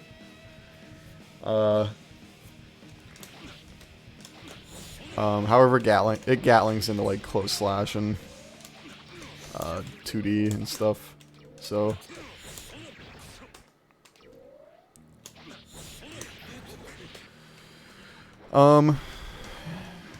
yeah, going to, I guess it has pretty low recovery as well. Like it's a pretty fast poke and then you can just like get away. Going to his slashes. Johnny Close Slash is a really screwed up button. It's a 6 frame startup move, so similar to 5K, it's also 6 frames. This move is it's +3 on block.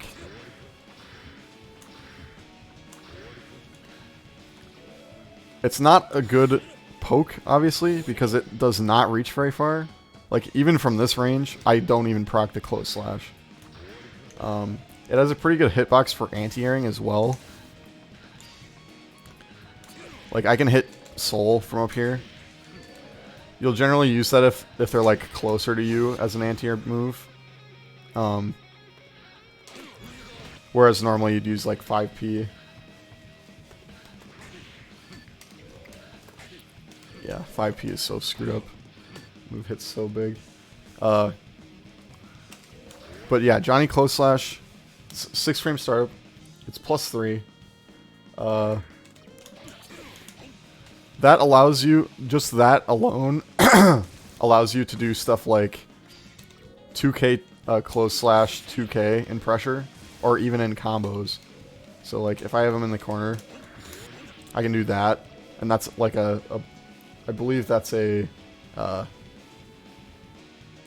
is a frame trap, since 2K is, what is it, 8 frame startup. So it'd be like a 5 frame trap at a decent range. It also just straight up combos, so it can be a combo starter, but like I said, 2K proration is really bad.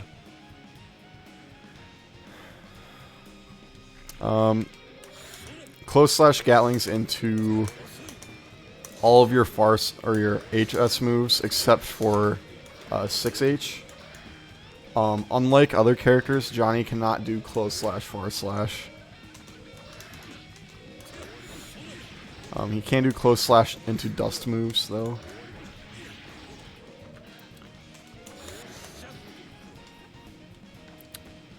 Okay, next is Johnny's Far Slash. Far Slash is also a really good move, provided that you don't whiff it. This move is really bad to whiff, so don't whiff it. It's an 8 frame move that reaches this far, and it's -9 on block. The thing about Johnny frame data on his larger moves is you can kind of just like ignore how minus they are due to something that we'll talk about in a little bit. But for now, Johnny Far Slash is one of the farthest reaching Far Slashes in the game. It leads to pretty good combos if you have Misfire on deck. Like that was a level 3 combo, but it did over half health. and you can confirm off of it pretty much everywhere, basically because of his Misfire properties.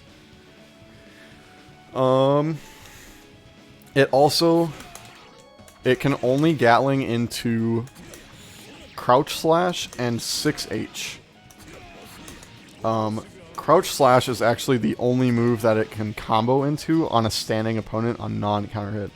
If the opponent is crouching, you can get a 6H follow-up.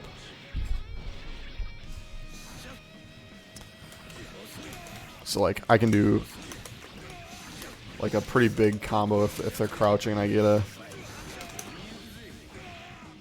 I get a Far Slash starter just because of that. His 2S is like the same as his Far Slash, same purpose, except it is a low. So it does actually reach a little bit farther too. As you can see, I'm at like max range here, and I can actually, I'll try to get it exactly. So Far Slash does not reach here, but his 2S does, so it's slightly farther range. But the important thing is that it's a low, so it reaches extremely low to the ground, meaning that if certain characters have moves in this game where they will low profile under like everything that you do. For example, Soul has Volcanic Viper, or Grand Viper, sorry. Soul has Grand Viper that he can do, where he will just like get down on the ground and you can't hit him with hardly anything. Johnny can hit this with his 2S from a pretty far distance away. Yeah, Volcanic Viper makes you whiff too. A lot of times characters will have like moves that they slide forward as well. Like I can show, I'll show Jam. Jam has a move where she can roll forward essentially. I forget what the input is, but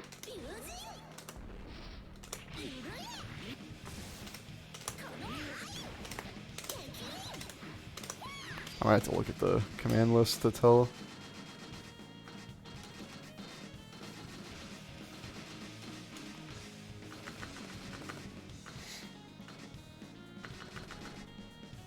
Is it like is it off of her parry?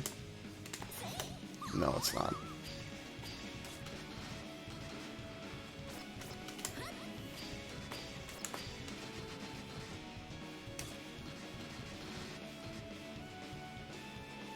Oh, it's back to shoe. Yeah, this one.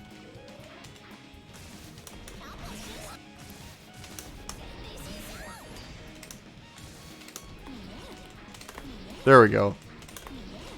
This move Jam has is invincible from like her feet up, essentially.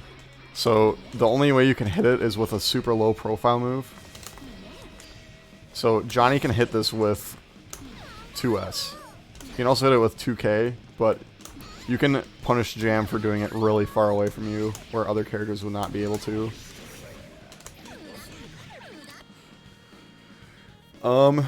Yeah, so that's his 2S. It's very good for pressure in the corner as well, because characters are more inclined to like do this move, do their moves out of the corner that have invincibility or invulnerability on their upper half of their body. It's like Jam here might like try to do that, and you can just like, if you're doing 2S as pressure, you can get a, you can kind of trap them in the corner. The other use of it is that since it is a low, you can stop people from jumping. So in this game, just like every other fighting game, if you hold upwards, you will jump on the first frame you can. So if I start pressure, let's see if I can, it's kind of hard to do on purpose.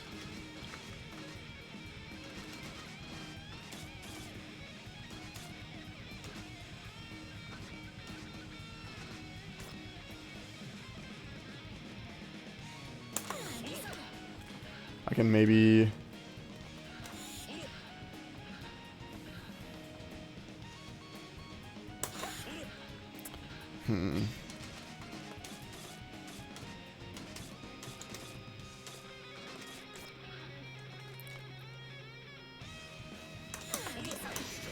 Yeah, if I do this.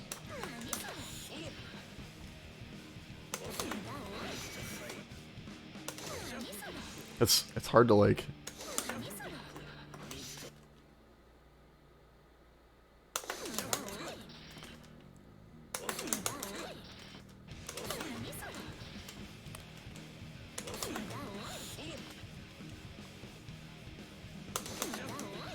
Yeah.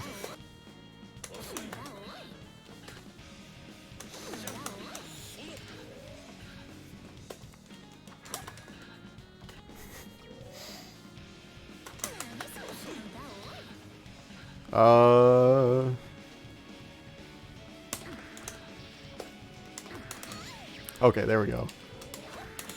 So if they are mashing jump after I do 2K here, I can hit 2S, and it will hit their jump startup. Like that. Like you can see Jam is already pressing up there. You can use 2S to like... You can use 2S to prevent them from jumping out, because you'll hit them. So Johnny has... The reason that this is good for Johnny is because a lot of his pressure revolves around like keeping your opponent in the corner. And if they want to get out, they either have to do a move that will advance them forward far enough to hit him, or like dash forward and block, or they will try to like jump out. So that you can cover like two of these options with his 2S, because it reaches so far and it's low. Next is 5H. This move is gigantic. Like, it hits so far away that sometimes you just like... It reaches like half the screen, or over half the screen slightly. So like one rule that people will say is like, if Johnny's underneath the timer, like directly under the timer, he will hit 5H and it will work. Obviously, the hitbox, you can see from the animation that the hitbox like kind of goes at a weird angle downwards. But for the most part, that farthest point will hit like mid, like where that circle is on Jam when I hit the move there. Where that circle is, that's where the hitbox is hitting her. So like when I'm this far away, it's still hitting her at like a mid height. This move is really good for pressure situations. It's a level 4 move, which means that it does a lot of risk damage to them, or it cranks the risk gauge a lot. It's minus 14, however, so you do not want to just like do this move and then leave it on the table there.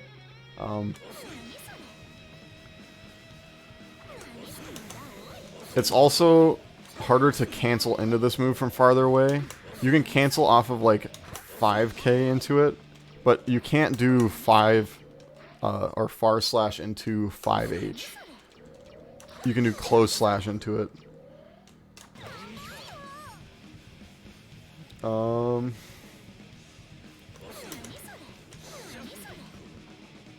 It can also, actually, I should show this too. Which one was it? Okay, that one. In certain situations, this can also hit characters that are going close to the ground, which is really screwed up.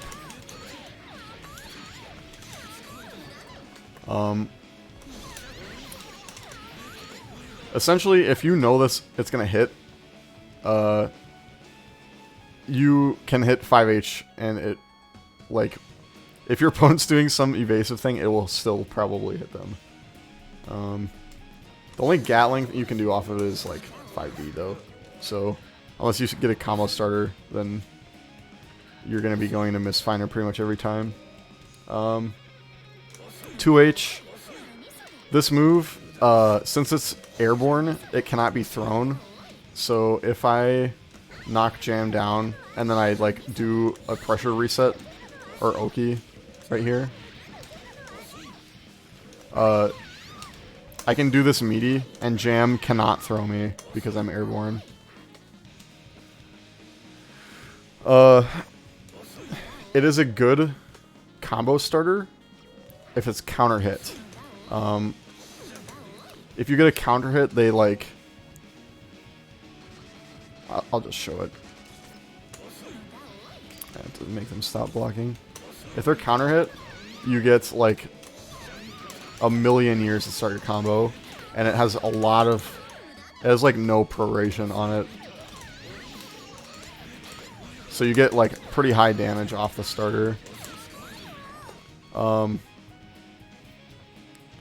thing with 5H, honestly. If you get a counter with 5H, you can like get some pretty crazy combos. But 2H, because of how Johnny pressure works, or how Misfire cancel works, he can do mix-ups off of this move. So I'll talk about that when we get to the special move section. But just know that this move is really good for Oki. It's not very good for anti-airs, like I said earlier. It's the hitbox is really weird. It goes like up and to the right, but then there's not much above him. And it's kind of a slower move, so there's no like real advantage to using this. In combos, it can hit people pretty high up though, so like you can use it to hit people on the wall and then like jump cancel it and hit them. 6H, this move reaches really, really far. It's as farthest reaching normal. It is minus 16, and it actually has some invuln on it for like 4 frames, which people don't really know about. But it's 18 frame startup. It can be canceled off of like a lot of his moves, or I guess I shouldn't say that. It can be canceled off of his far slash, which is like the most important Gatling in pressure for him. So like you can do, if you're at a decent range, you can do like kick slash 6H to get like a pretty big block string. The thing about this string though is that it is not tight. So if I just have Jam, if I just have Jam 6P here, I think they can 6P it in certain situations.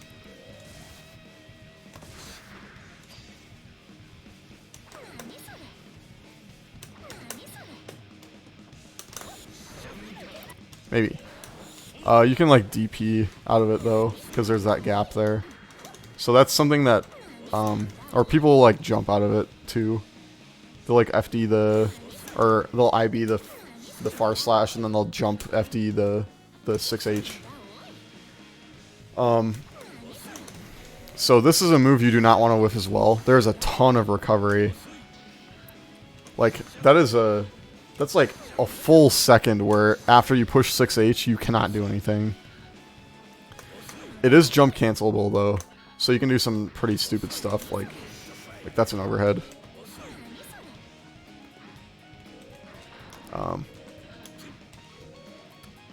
It doesn't have very many active frames despite what it looks like, so you don't want to use this as Oki. Oh, I should have talked about his 6K. This move is pretty good. Pretty good might be underselling it. It's very good. It looks very similar to Johnny's dash, and it goes about the same distance in about the same amount of time. However, 6K obviously has a hitbox on the end of it, and it reaches really high. See how high Johnny's leg goes? That's how high the hitbox goes. So if I just make Jam jump, and then I like round start distance, I 6K, that will hit her. So it's a really good anti-air. On counter hit, they fall all the way down to the ground. It is also considered a movement option for Johnny sometimes. When he has meter, he can yellow RC like right before the move hits and like do stuff afterwards. So like a common one is he'll do that, which is kind of funny. It's not something you should do very often though. Yeah.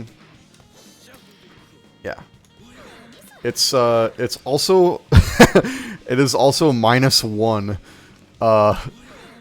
And it puts you at this range, so it is like people can punish it if they're like if they have a 4-frame normal and they IB it, they can maybe punish it, but otherwise you just like get in and you do that, and then they have to like guess, because you can like 6p after this, right?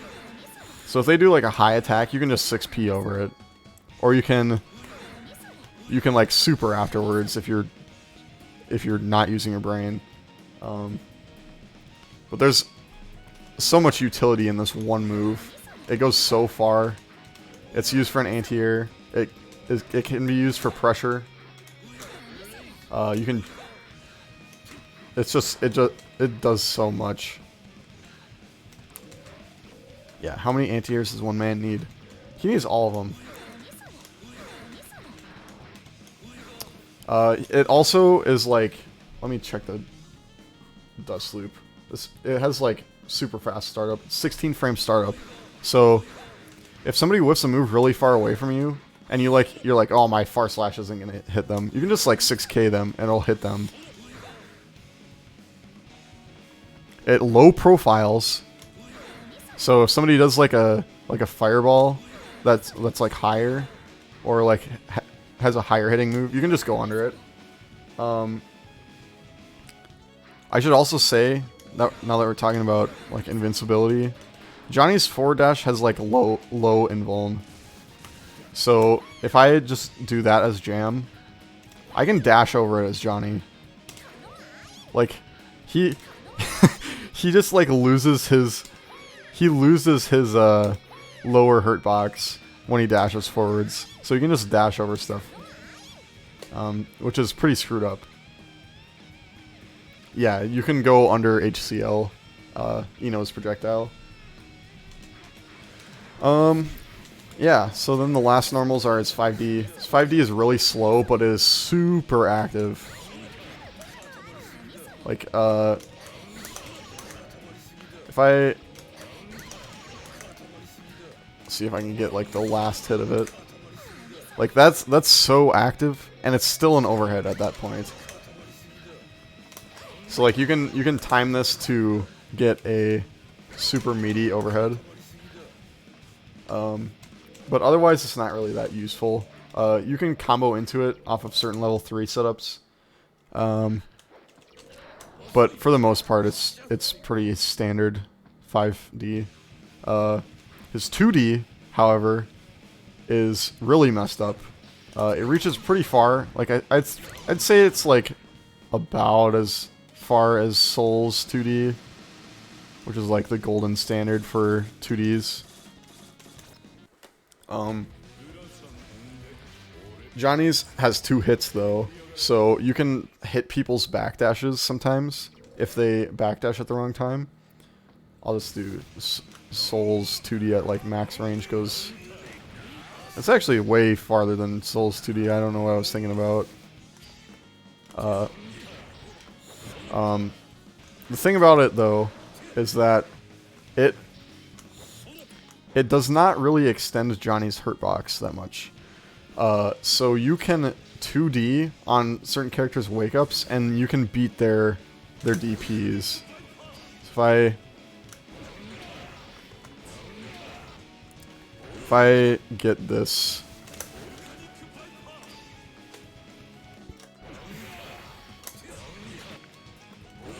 I need to get this Soul to wake up at the right time, or to DP on wake up.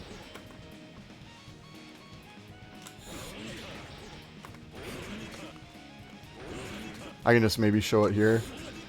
So normally, if I did like far slash here,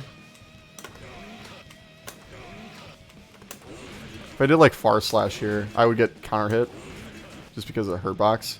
But if I do 2D, it will either whiff because Johnny is really low, or you can like clank with it even.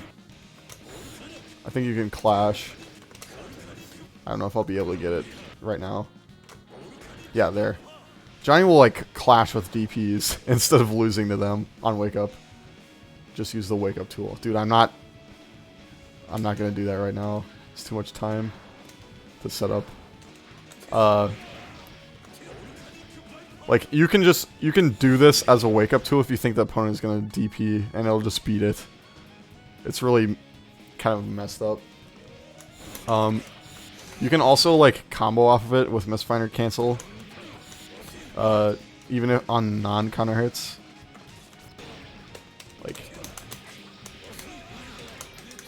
and the hard knockdown it gives you is pretty good for Johnny.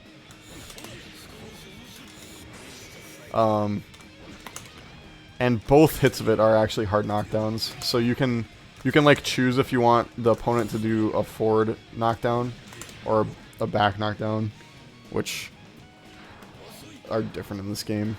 I'm not really going to explain that because it's more advanced. So yeah, Johnny 2D is a very good move. Alright, time for the fun part. I'm going to talk about Johnny's special moves. What sets Johnny... once Johnny... Let's see, how do I want to say this? Johnny already has, like, really good normals, right? So, if you thought to yourself, what could make Johnny a better character than just his normals being as big as they are, you would say, oh, well, obviously he could use a projectile, and he could use something that would make him more plus. He has both of these things. This is so the rest of this is going to be me talking about Johnny's special moves. All of his special moves are pretty much tied together.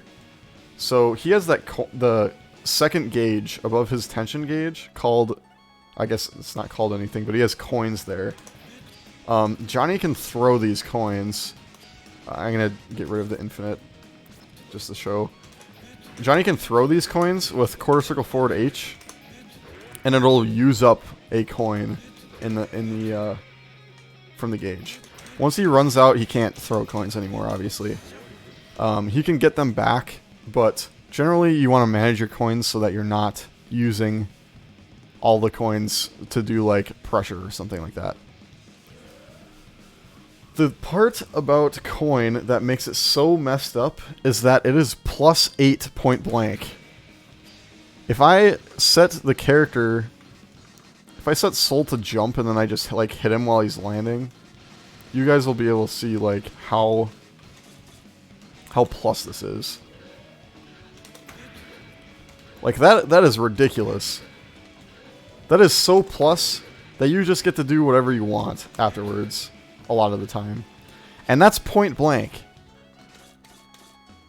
When you're not point blank, the coin travels in such a nice arc that, and so slowly that after you throw the coin, if it's going to hit them, you can kind of just do whatever you want. It reaches really far. It's super hard to avoid. You can't, like, IAD over it. Like, Soul's IAD, I can catch his IAD if I throw the coin at the right time. Like, it reaches high, it goes far, it's really slow, and it's super plus. There's almost no downside to the coin besides the fact that you only get 8 of them per round, unless you get more. Johnny has a super where if you... Here, I'll just, if you hit them with that, you get some coins back. But you have to spend 50 meter, and I'll show later. But, essentially what you need to know is coin, like, solves a lot of problems that Johnny would have had with his kit, just due to the fact that he can, like, cancel into this coin throw, and it makes his approaches a lot better, because it moves at the speed where if you throw coin and then you dash forward, the coin will hit, like, when you get there. So like if I throw coin from run start distance and dash forward, I'm basically like +8 after the dash, even though I started this far away.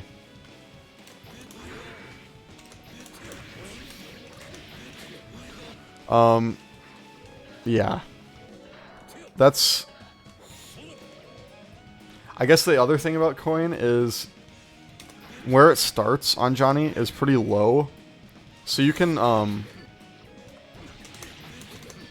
do some really weird things with it.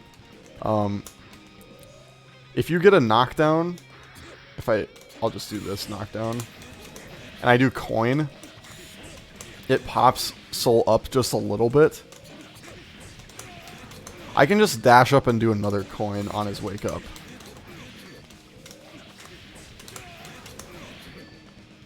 So I got 2 coins in one combo just because of where the second coin starts on my character model.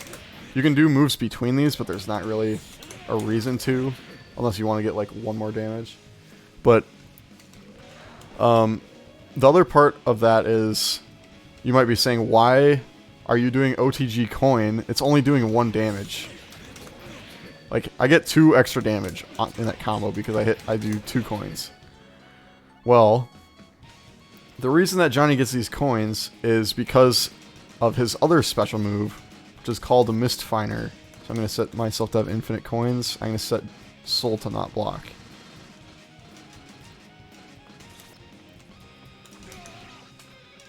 Johnny has this move called Misfire. It is basically, it can be treated as a projectile that causes Johnny to stand still.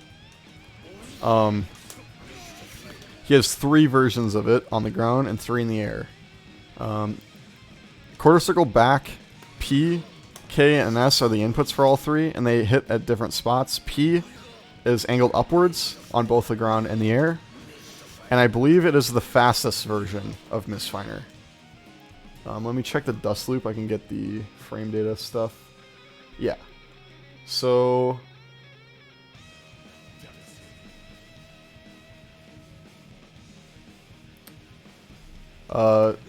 P Misfire, the upwards one, is 9 frame startup, plus 4 frames after the stance, so that's 13. His mid Misfire is 9 frame startup plus 6 after the stance, and then his low Misfire on S is a 9 frame startup plus 11 frames after the stance. So punches faster by quite a bit. And it reaches at a higher angle, so like sometimes you won't be able to hit opponents that are like at this range with P. That's where you would want to use like K or even S.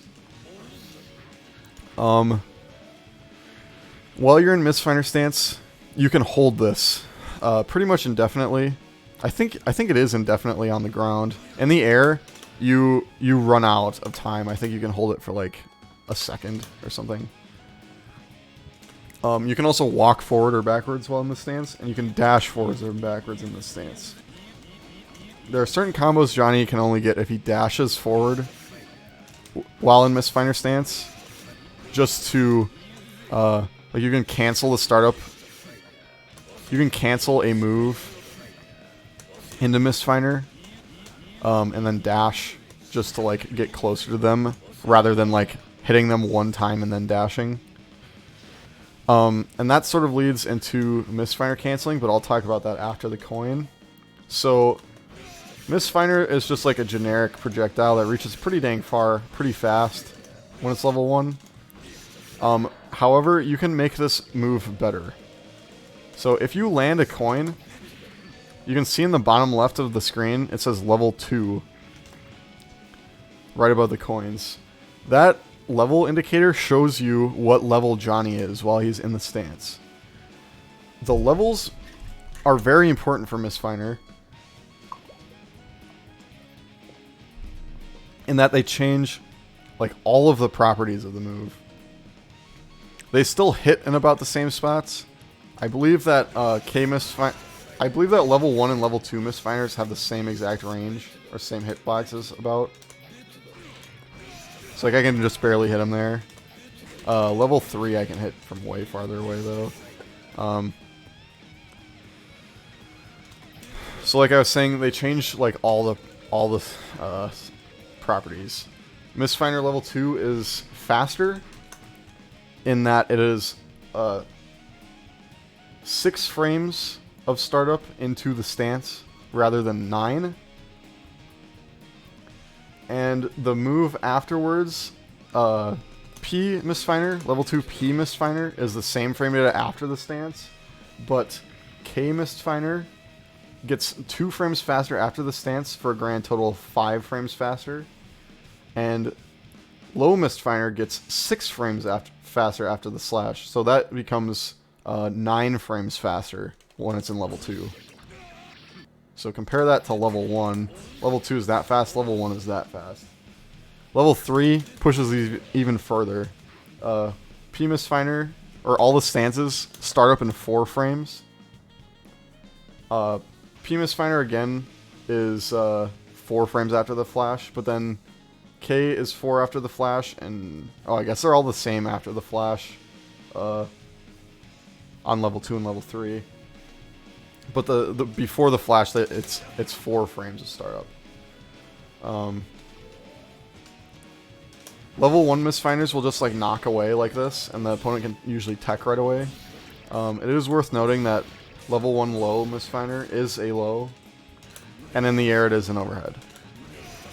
Level 2 Misfire will send the opponent in a direction that is good for comboing.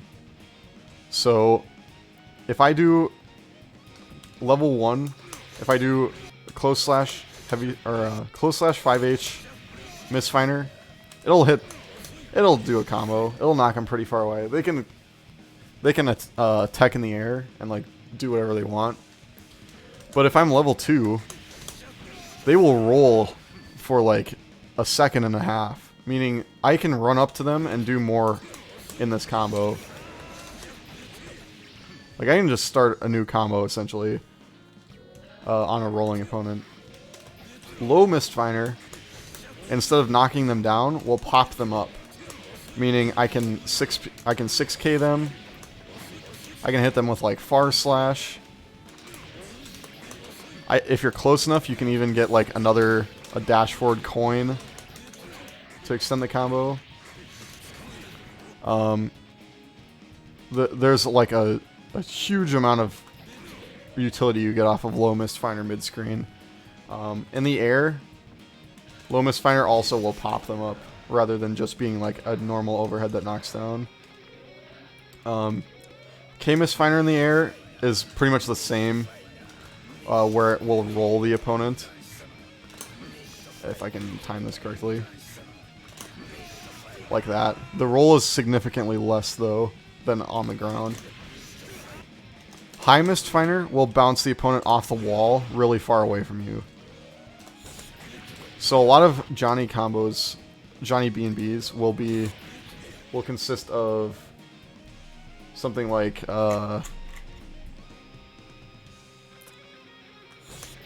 route into coin to get level 2, and then use Misfire right away to bounce them off the wall and get a continuation. The most common follow-up to this being coin. Since it travels so slow in that arc, it'll just stay in their path as they're bouncing back. And then you can dash forward and like get a jump combo. And then you'll retain the level 2 when you land. So like now I'm level 2 and I have more opportunities to hit them or like get a combo. Level 3 is just better level 2. K Misfire will roll longer, and in the corner it will stick them to the wall and they'll slide down afterwards. Same goes for air version. They'll slide down in the air and you can combo them afterwards. Low Misfire reaches farther, just like K Misfire. K Misfire reaches like the whole screen, pretty much, 3/4 screen. You can use it to counter hit people. Low Misfire is again faster. It knocks them upwards, but this time it knocks them towards you a little bit. Low Misfire here will knock them about straight up, maybe a little bit backwards. Low Misfire here will knock them forwards, meaning that you can get better combos. And then high Misfire is more of the same, just as more damage. I should also say that Misfire levels increase the damage of Misfire. Misfire K goes from 32 at level 1 to 40 at level 2, and then at level 3 it's 60. So yeah, that's Misfire is a move that holds Johnny's entire moveset together. Some other things about Misfire. If you do it in the air, your momentum will stop, essentially, and you'll start, like, falling. You can use this to mix up your movement in the air. And fall at different speeds. Like, I can do that, and then I can air dash forwards afterwards. I should say that you can cancel Misfire as well by pushing Heavy Slash while you're holding the button. The important part about canceling the Misfire is that when you go into Misfire stance off of a move, since it is a special move, you can cancel into it. You can Misfire cancel. You can cancel into Misfire off of a normal, and then cancel the Misfire, and you'll actually be much more advantageous on block than your move. So remember before I said that Johnny 5H is, what is it? It's minus, like, 14 or something. Minus 14. If I do, like, if I make the dummy block, and then I'll record them to hold upwards. So after they block, they're gonna jump. See, I'm so minus after this that it's, like, almost not worth using. Now, if I cancel into Misfire stance, and then cancel the Misfire stance, I need to be level 3 to show this. I'm actually plus. I am plus off this gigantic move. Depending on what move you do, you'll be more or less plus. There's a table on Dust Loop that shows how plus you are. But what this means is that Johnny can end his pressure, or in Johnny pressure, he will do a move, and then Misfire cancel, and he will be plus. So your opponent is having to make decisions on a character that has half-screen normals, and they can be canceled from to become plus. So that's the main reason that Johnny is what he is. His pressure is so intense and difficult to get out of, just due to the fact that he can cancel the end lag, or the recovery of his moves.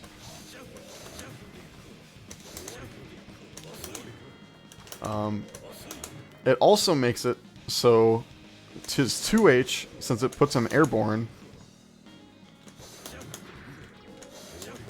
when he hits 2H and he Misfire cancel, he will become airborne. He gets his air dash, and he gets his double jump. And he gets all of his air actions off of this. So one of the pressure things I was talking about is you can do 2H on a wake up to avoid getting thrown. You can actually start an overhead string with this, like that, or by air dashing in. Or you can choose not to do either of those and just do a low. There's a lot of possibilities you can get off of just being able to cancel a normal and gain frame advantage back. So, when I said earlier that a lot of Johnny's, like, minus, or his on-block frame data doesn't really matter, this is why. When he is level 1, he gets less frame advantage, because to get into the stance, it's 9 frames. When he has levels, this increases, right? So at level 2, it is 6 frames after the move hits to get into Misfire stance, which means you can theoretically cancel it on the 7th frame. And then at level 3, it's 4 frame startup. So you're essentially taking a move that is supposed to be minus 14, and you're ending it in like 5 frames. You're recovering in 5 frames after this move hits. And if that's not messed up, I don't know what is. You can almost... Johnny's forward dash is 11 frames before he can act. You can almost 5H, Misfire cancel, dash forward, and be like I think you're -1 there. So you can hit a far slash from that far away, or a heavy slash from that far away, and then dash forward and be -1 off of a half screen move. That is the other part of Johnny's messed up pressure game. So this move is super plus. It's a projectile.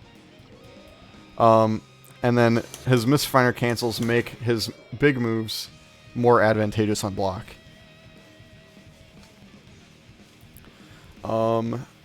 Okay. So yeah, that's Misfire. This is the move that ties his entire moveset together. Then the other problem that Johnny would have after his lack of a projectile besides coin and his minus frame data being solved by Misfire cancel is he can't really get hard knockdowns off of his normals very easily. His heavy slash is one that can get a hard knockdown in the air, his JH.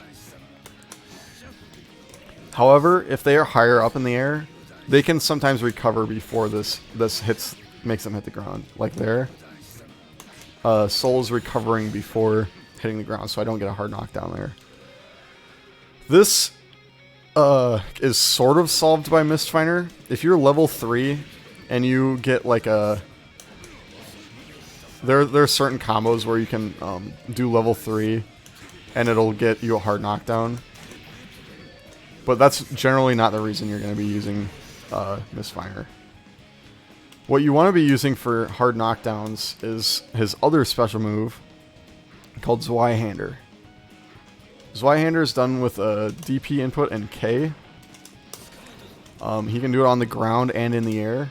When he does it on the ground, he launches himself forward like this. And it can be canceled off of his moves. So Johnny can move pretty far forward off of a special cancel. He can also YRC it during the startup. And it'll like sling him across the map really fast. Across the screen. And then when you hit the K button afterwards, where Johnny currently is, he will do a kick downwards and send like a pillar of flame downwards. So this has 2 hits.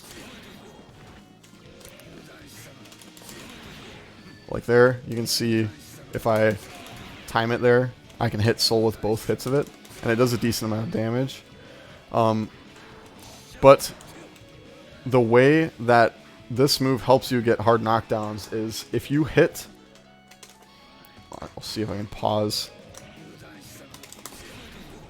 This is hard because my pause button is really far away. If you hit just that part of the move... Whoops. I need to hide the menu. If you hit just the kick part of the move and not the fire part of the move, you will get a hard knockdown regardless of the height that you hit the opponent. So you can do like whatever combo you want, and then if you end in this move and you space it correctly, you will always get a hard knockdown.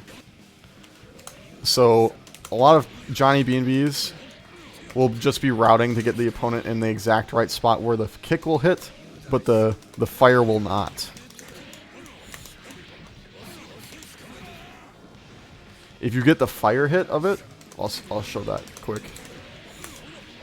If I can do a combo that would hit. I don't know if I even know any off the top of my head that do that. If you get the fire hit, wow, that even hits. If you get the fire hit, they can tech out, which is very bad for you because you are in recovery all the way until you hit the ground there.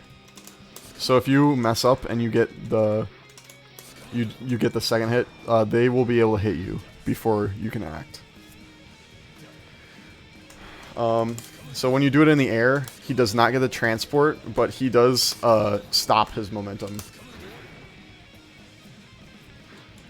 The really messed up part about this move is that you can RC during the startup and it becomes a projectile independent of Johnny. So if I do a forward Misfire and then I YRC right after doing the kick part, the fire will still come out and Johnny will continue moving forward. And since I'm in the air, I retain my air actions. So I can do a high-low after this.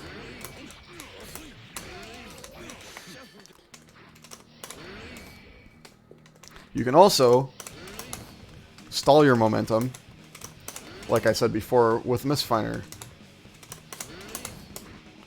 So you can not only sling yourself across the map, but you can prevent yourself from going anywhere, and you can act afterwards to get like a crazy amount of mobility off of one use of 25 meter. When you do it in the air, it's the same idea. You can YRC before the move comes out, but you want to wait until right when he kicks, and you will get the fire coming out below him. If you do it too late, you will not get the YRC. You'll get a red RC like that. You do not want to get that because that means that your combo is going to end a lot earlier. And you're using more meter than you need to. Zweihander is good for Oki situations because it's a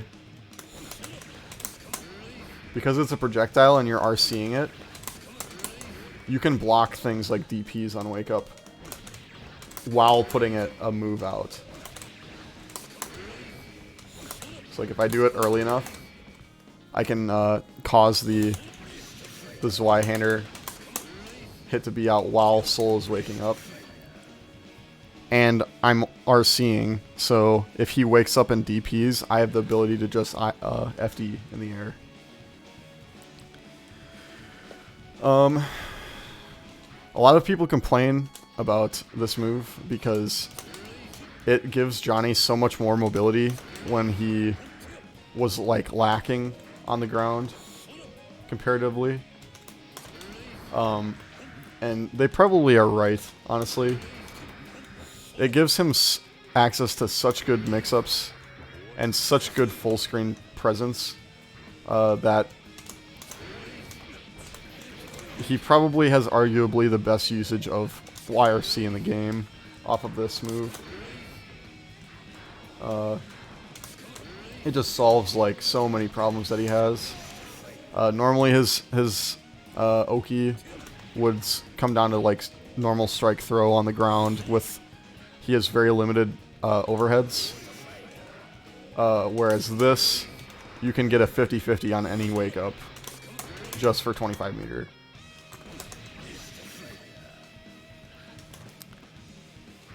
Okay. Next.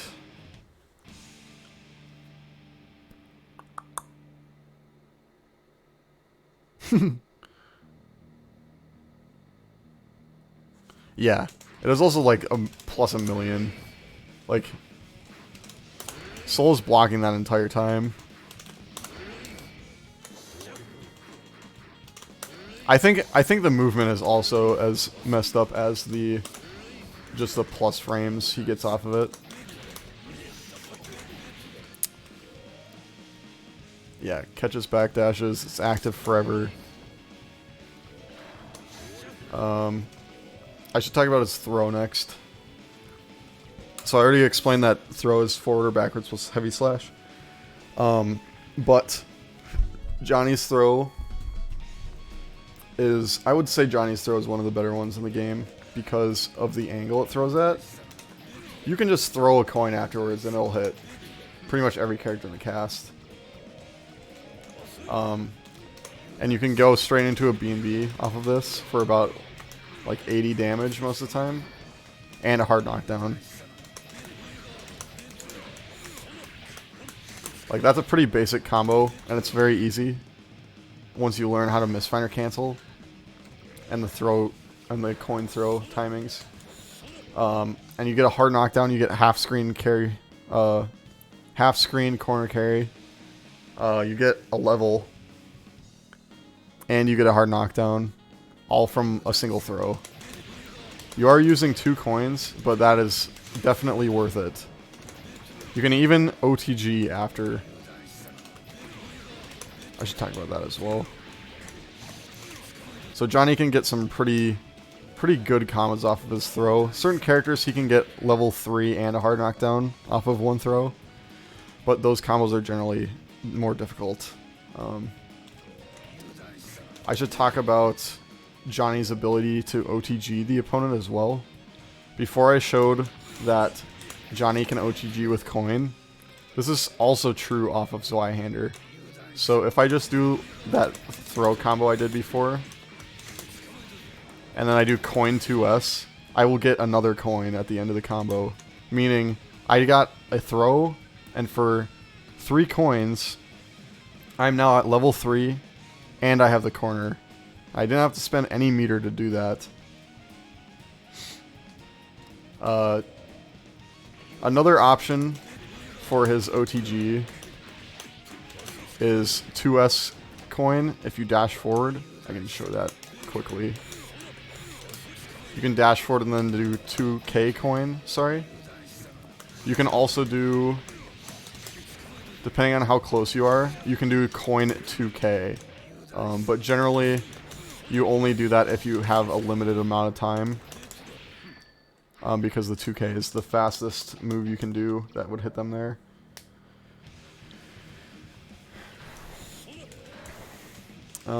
Johnny gets a pretty good combo in the corner off of coin as well. Depending on what level he is, he can get like a decent amount of damage. Like I can get 100 damage off of a corner throw, and combined with like Misfire cancels, I can do even more.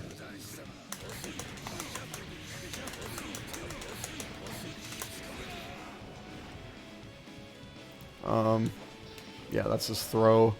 His air throw is even crazier. So, if I set Soul to just jump here, if Johnny air throws the opponent, he gets OTG coin every time. Unless you're high in the air. If I have Soul like super jump and then air throw him, there are certain situations where you would not be able to get OTG coin. If I can get another super jump here. Like from there, coin does not hit. However, you can just dash forward coin and it will still hit. You might have to hit them with 2S to bounce them into the coin, but you are still getting a level off of a throw in the air. Another thing about his air throw is if you're in the corner, you can get a Bacchus Sai, or Bacchus Sai, however you want to say it. Bacchus Sai, I haven't even explained yet.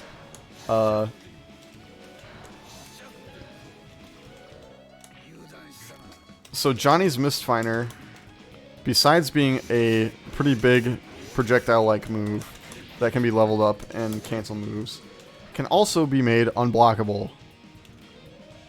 This is done with the use of Bacchus Sai. So when you use Bacchus Sai, it'll create a cloud that moves forward like this. If it hits the opponent, they'll get covered like Soul is there. When he's in this state, he cannot block Misfire. If he does, he'll get put into the stagger state. And you can just dash up combo from there.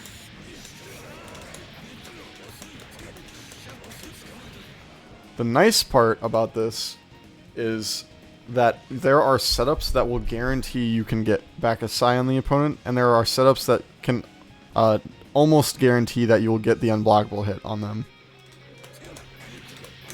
So if I just do a basic corner combo on Soul after a throw, and I RC when the first hit of Zweihander hits, I will get to the ground way before Soul does, and I can just do back a Psy as he's waking up.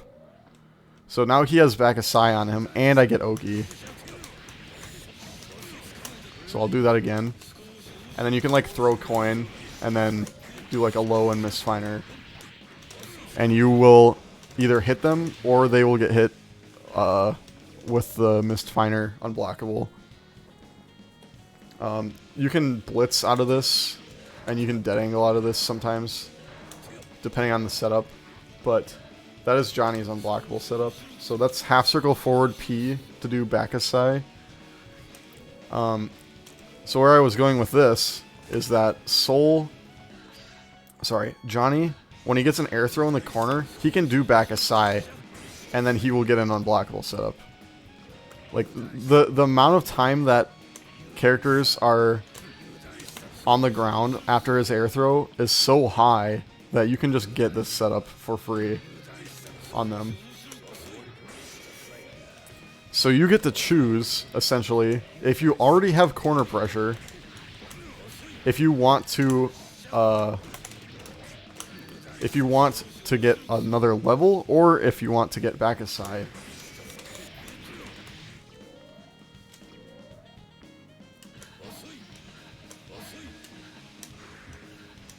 I haven't even talked about his air normals yet.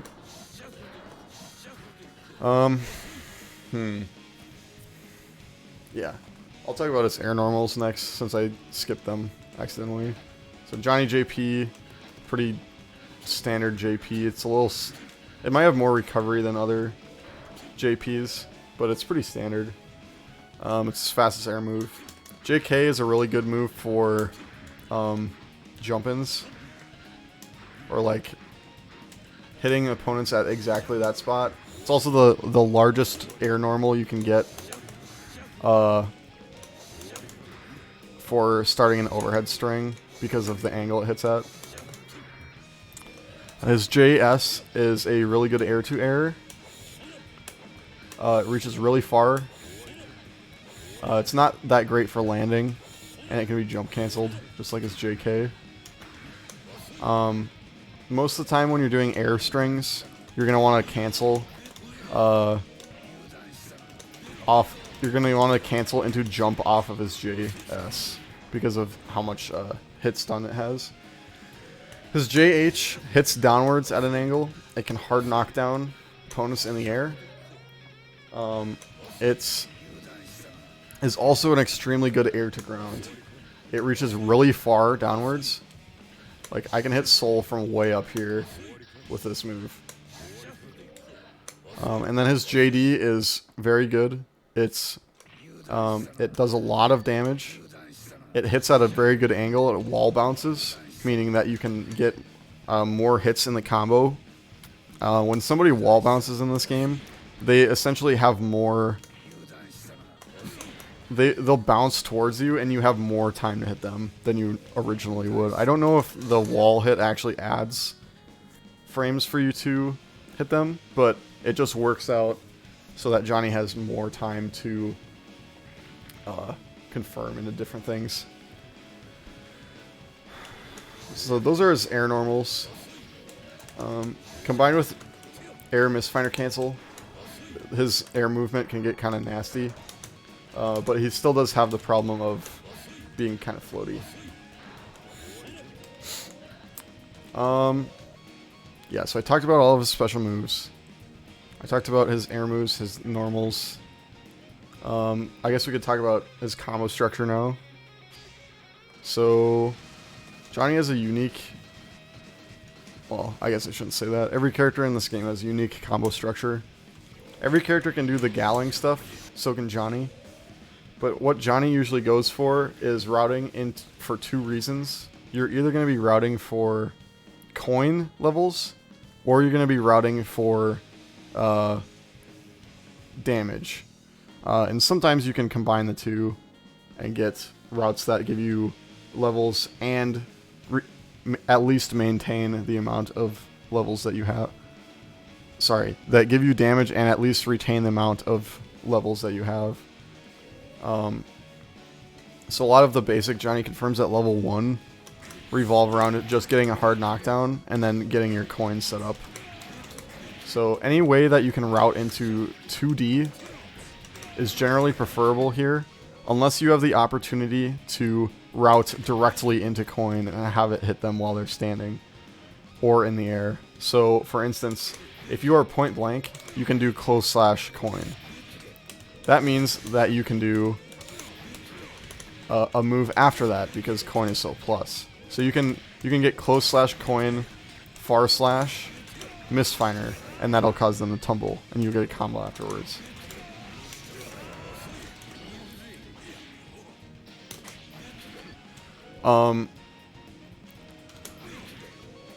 So if you get a close move, you can go into coin and get a combo directly after that, like I said. Otherwise, you do want to route into a knockdown to get at least one coin. If they're airborne, you can get like a Misfire P bread and butter combo. So like if I do a close 2D and I do coin, that'll combo, and then I can just 5P Misfire them, and then I'll get like a standard Johnny combo. Misfire low combos are useful as well. Those are usually at further ranges though. So if you're too far from the opponent to get a 2D, you're gonna want to route into just your Misfire K, or you can just route into Misfire Cancel. That's like the two options you have. So when you do Misfire K off of Heavy Slash or Far Slash or 6H, you'll get a combo. If you get Misfire Cancel, you will just get plus frames, and you get meter gain, since his meter gain is so crazy.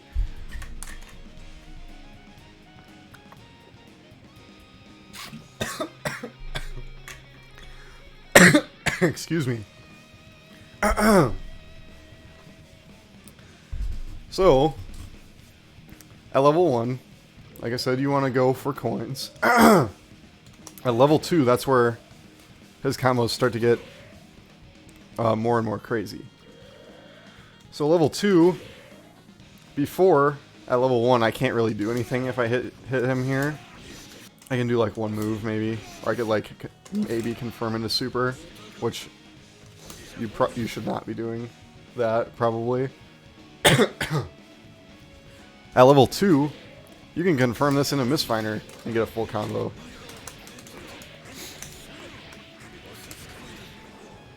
And hard knockdown.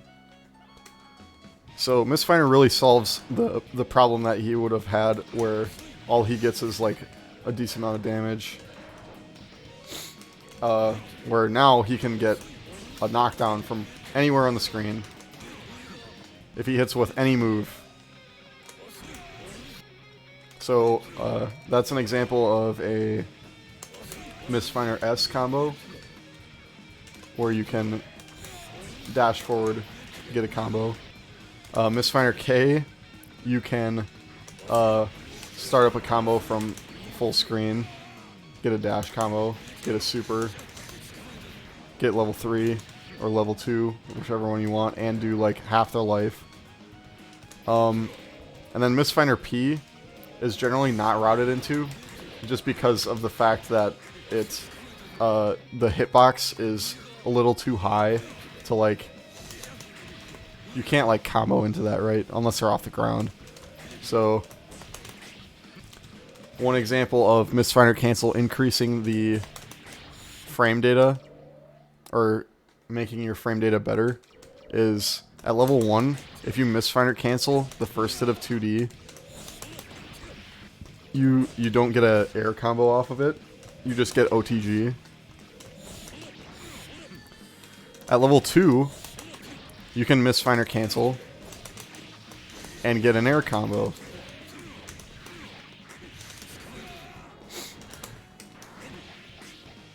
So it's his levels, playing around with his levels does more than just give him a option to confirm more.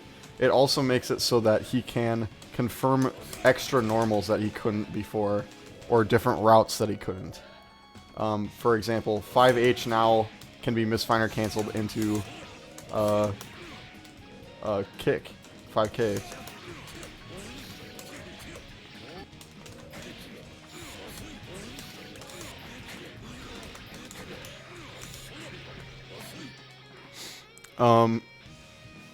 Generally, Johnny combos will have a similar structure. If you're not at level 1, meaning you are going to route a certain number of normals into a Misfire, and then you are going to probably end up throwing a coin to get your level back, and then you are going to go for a hard knockdown. Your hard knockdowns will always come from, well, not always. Your hard knockdowns 90% of the time will come from Zweihander one hit, so that is something that's very important to learn as soon as possible. And the problem with this is that Johnny getting hard knockdowns is extremely dependent on how the opponent flies in the air while they're getting comboed. So as you can see, Soul's feet are like down and to the left of him. So I can hit the Zweihander one hit pretty easily. Like, I don't really have to think about spacing it too much. But on other characters, their hurt box will be in weird spots when you hit them. So it's a lot harder to do a one-hit Misfire cancel on some of these characters, especially in the corner.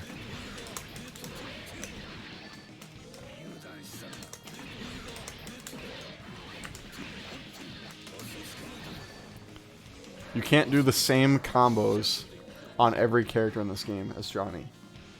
There are dependencies on the character's hurt box, and there are dependencies on the character's weight that will cause you to have to learn a lot of different combo routings, and you're going to have to learn how to do things based on where they are on the screen. You'll have to like alter your combos while you're doing them to get them in the right spot to get this single hit of Zweihander. Whereas other characters might not have to worry about that as much.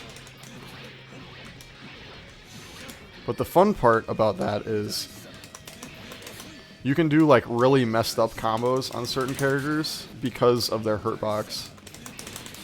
Like that. Like I can just do 2 coins into hard knockdown on Bedman throw. So that Bedman is an example of a character that Johnny getting a throw means he can get level 3 right away. And he doesn't have to do an OTG coin after knockdown, which is preferable. I mean, it's preferable to get the level 3 before hitting them OTG, because then they do not have to deal with your Oki as much.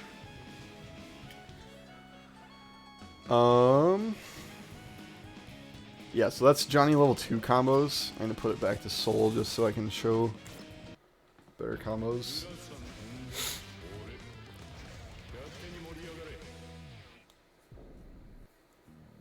What is the middle screen route versus Bedman? Do you mean, for example, off of a throw, or what do you mean just off of like any normal?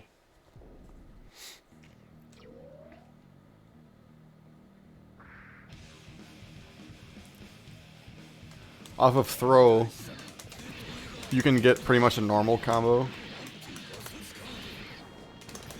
So like that's just a generic level 3. You get level 3 combo. Yeah, I do 2D coin / up Misfire.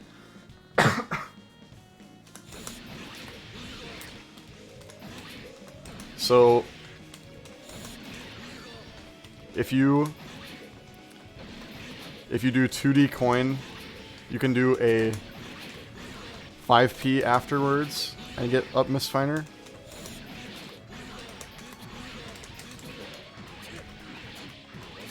You can do that route. Bedman is wide for sure. He's also heavy, so you can he won't bounce as far back off the wall as other characters will. So you can actually dash up and hit him, like I just did there, instead of waiting back here. But if you're missing the combo, do the screen closer to the other side of the screen. You mean,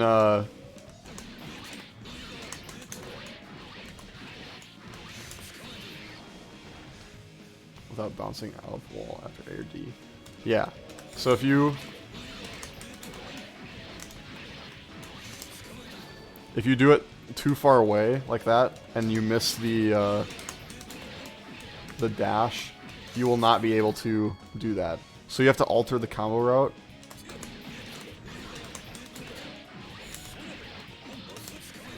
Into 2 P's in the air is one way to do it.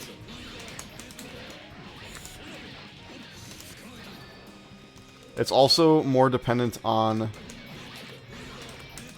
the spacing when you start the combo.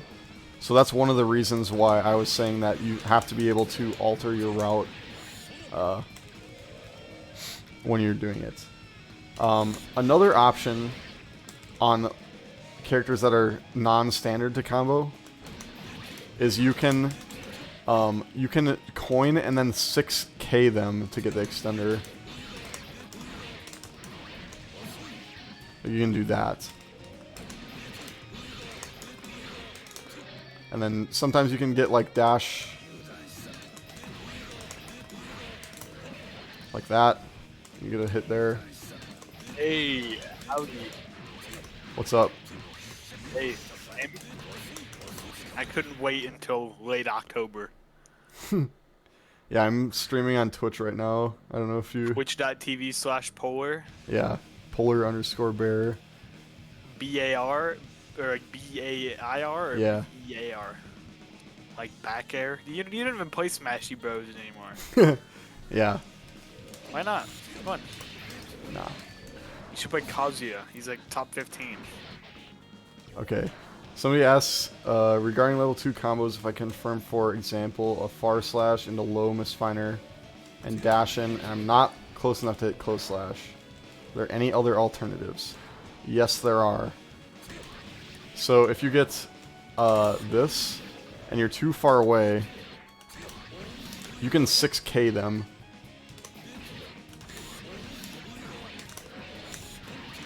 And get a combo off of that. And then you can either do a coin afterwards for OTG. Or sometimes you can get, depending on spacing, you can get coins after the level 2, I think. That might OTG. But yeah, if you're farther away, generally you'll go for 6k and then do a jump cancel combo afterwards. Or not a jump cancel combo, you'll do a dash jump combo. How many viewers you got, Bucko?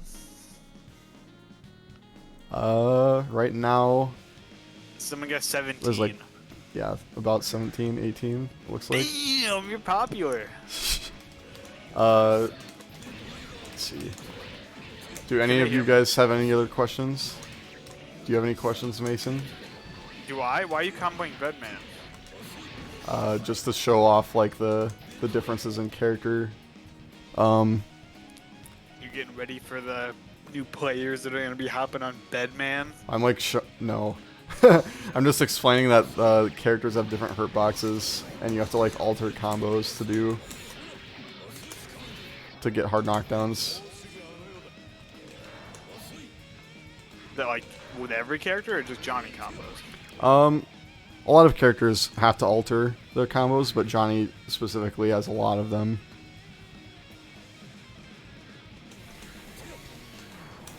Can you say yickety for me? That's my other question. Yickety. No, you gotta say like yickety. Nah, I'll pass. Okay, so that's kind of the extent of level 2 combos. Level 3 combos are just more of the same. Wow, you're comboing soul now. I see how it is. Level 3 combos are more of the same. So you just get more damage, essentially, and you can confirm from more hits. More damage on soul? What's fucked up? So if I... Yeah. Holy fuck, did that like 1,000,000 damage? Yeah. And did you drop it, or is it the end of it? No, I dropped it, actually. No shot. It keeps going? Why do you get more damage on soul? Because he's like heavier or something? No, it just has to do with how he is, how he's like shaped when he's taking damage.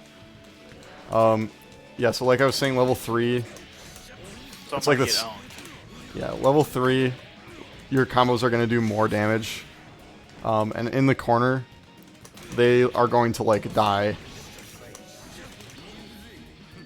If I cannot drop my combos.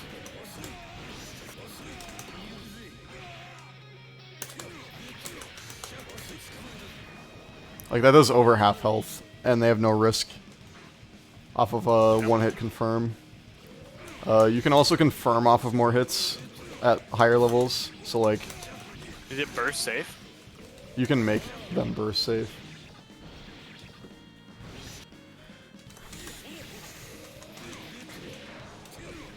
Yeah, so that's like the theory of comboing off of level 2 and level 3 is pretty much the same. Level 3 just allows you to do it from further away. Like I can get a combo from that far. Whereas with level 2...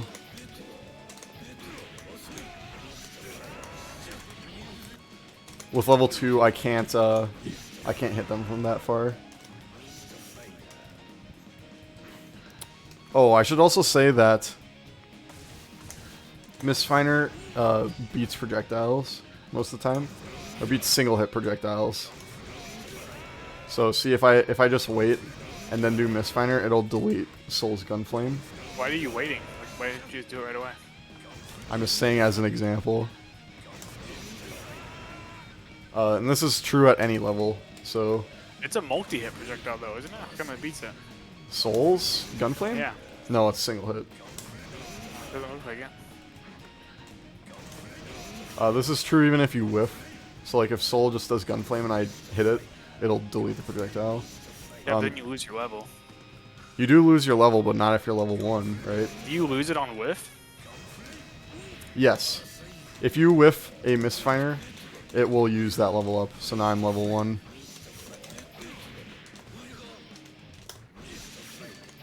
Even if you delete a projectile, you'll lose your level. Oh my god. It's so far. Hit from full screen. Yeah. So like I deleted the projectile there, and now I'm level 1.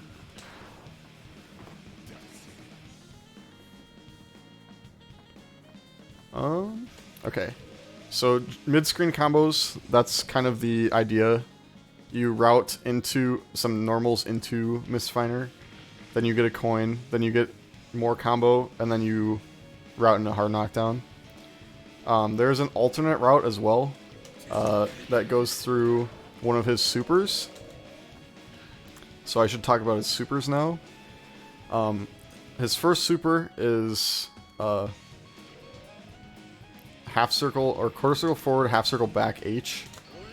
It's invincible on startup, and it reaches upwards at a interesting angle. So like where his sword goes there, that's where the hitbox is. So you can hit people that are like jumping super high. Have him super jump. Yeah, I don't know if... Whoops. I don't know if it'll hit super jump. I don't think this hits.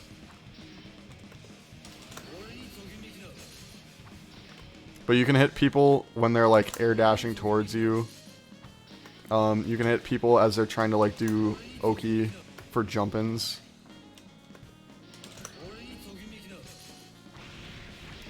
And it'll just pull them in and do a decent amount of damage.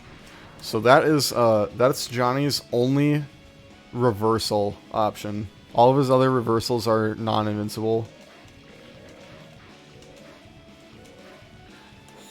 And then his other super is called Treasure Hunt. That one is done by half circle back forward slash.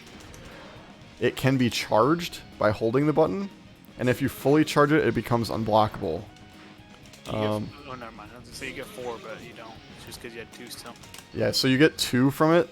Unless it's fully charged, then you get 3 if it hits.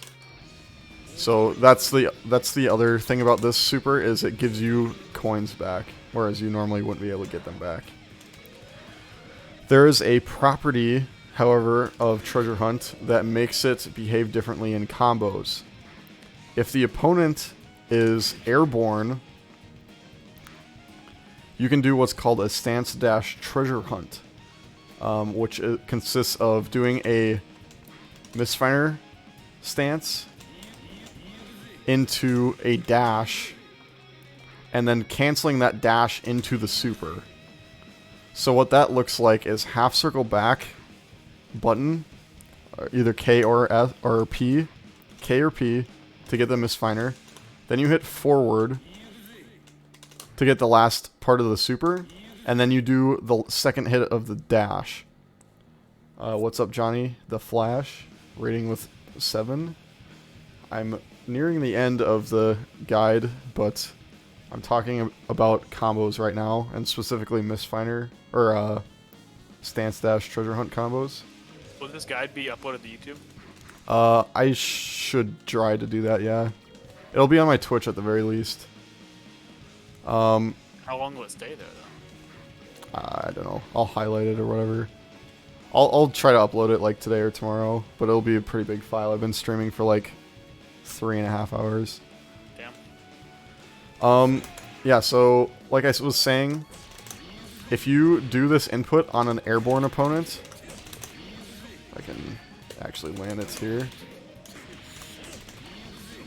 They will bounce up super high, and you're gonna get a combo afterwards. Whereas normally if you do this while they're airborne, they will just bounce up a little bit and then down. So this is used to get combo ability off of things that you normally wouldn't be able to. So specifically off of Misfire moves is where you will normally see it. So if I do this, I can confirm into the super, and then I can get a combo afterwards. And then I'm coin, like, depending on how many coins you use in the combo, you'll be coin neutral, or you'll gain coins or lose coins, but you'll be gaining the 2 coins from the super, and you'll get a combo extension just for 50 meter. Probably the best part about it is the corner, or the combos you get off of K Misfire. So if I set myself to level 2, and I just do a basic combo in a Misfire, I can combo by dashing forward and hitting 6K, or 6H, and then going straight into the super. The window is kind of tight, but you can lab it pretty easily.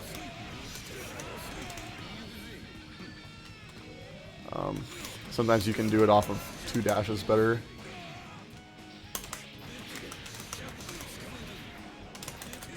So there I got off of a far slash, you can get like 200 damage, a hard knockdown, and level 2. Just from a level 2 confirm off of 1 move mid-screen. You can even do it if you're not in the corner. If you do 2 dashes forward, you can still get it to hit, and then you can combo afterwards. But sometimes you have to do a different route to get the hard knockdown, because they'll bounce a lot farther away from you on the level, on the Misfire. Oh, whoops.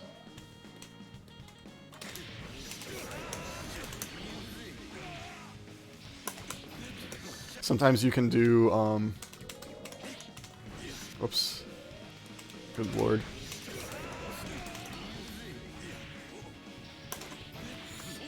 On some characters you can do,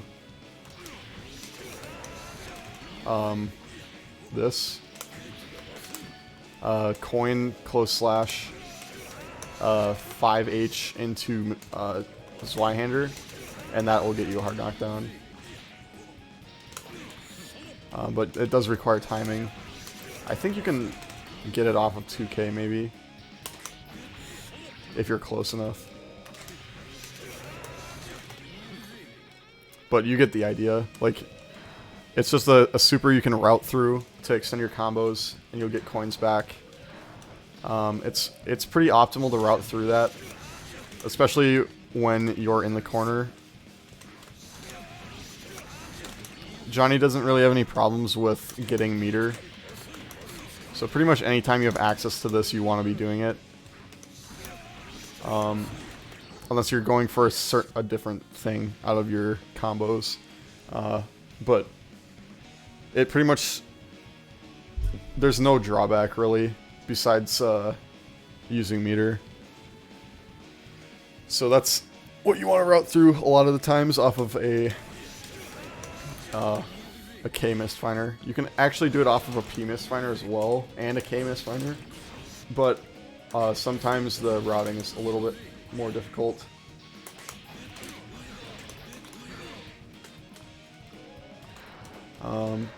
A lot of Johnny just boils down to figuring out what combos work for you on certain characters, and then you have to like extrapolate that to the rest of the cast and try to figure out what works on them, because every character is slightly different.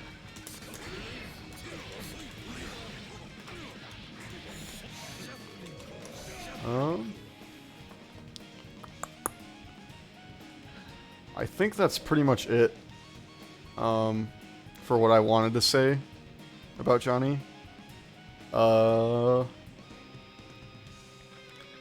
If anybody has like any questions, you can post them in the chat, and I'll answer questions for like the next 5-10 minutes.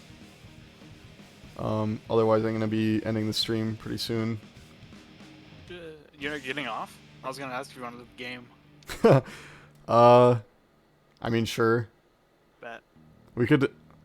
That might be a good thing too, just to like show a couple examples of games. Sure. Send me an invite. I forgot that I set my game to Revelator a while ago. Like, it was a long time ago. And I thought that, like, my game was bugged. I felt like a moron for, like, a half hour. I see. Dude, Alt-Tab is finally working when I play this game now. Are you on stream right now? Or on Steam? No, you have to invite me through Discord. I sent you a... You're just I a just guy, got right? it. Yeah. Yeah. Have you changed your avatar? No, I don't think so. You did, you're Johnny.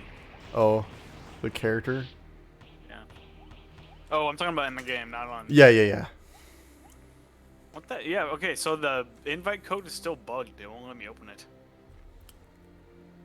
If you go to my Steam profile and, like, click the join game thing, you should be able to join. Bet, I'll do that. Join a bit late, so need to peep the VOD for sure. Yeah, I should be able to upload this on YouTube. It's going to be a pretty big upload, but I'm not claiming to be an expert on any of this stuff. I just have played a lot of... That's going to be my question next. Was, Yeah. like, how good would you rate your Johnny in a scale from 1 to 10? I don't know. 7? I would not say 7. I would say like 5 or 6 probably. No shot. So I'm not an expert by any means, but I have enough understanding of the game. That's your thing? I have enough understanding of the game that I think me talking to newer players about the game itself and Johnny is helpful. Oh, I forgot I'm using this skin.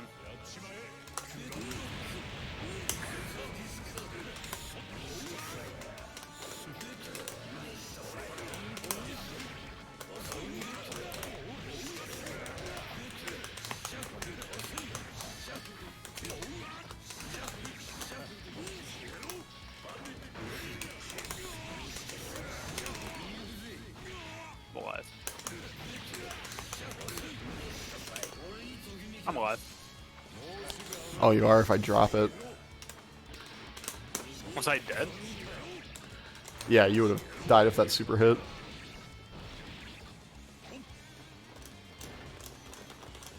I'll probably end the stream in about 5 to 10 minutes, depending on if people ask questions or not.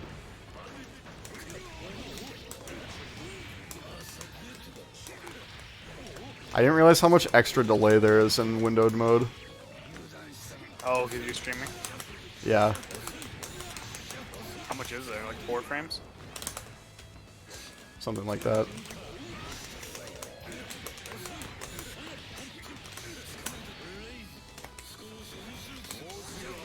I missed the coin. Damn. Kinda get owned. Yeah, there's enough delay that, like, the extra 2 frames of delay from online is, like, messing up my Misfire cancels. It's shitty.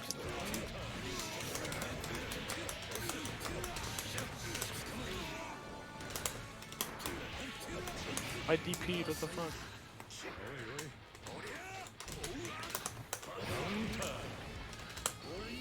I'm alive. I mean, you're alive. I'm For sure.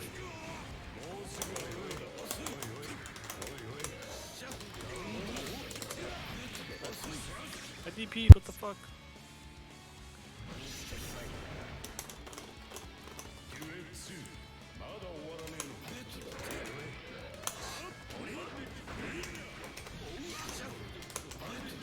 Ooh.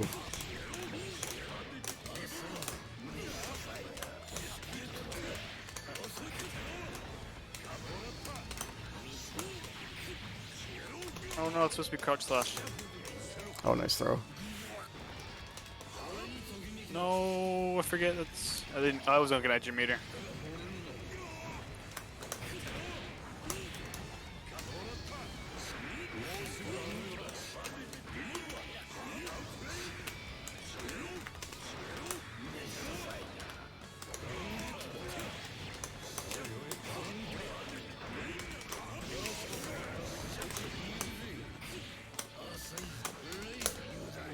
Nice. That was supposed to be a heavy DP, but you know how it works.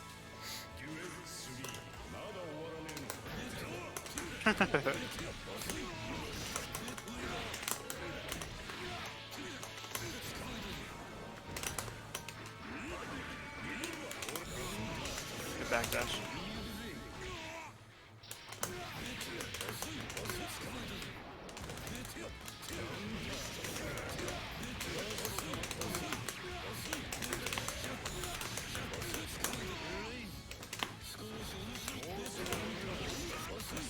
Wow, stunned! It couldn't burst! We're just giving a stun meter, I could see. Ignore that.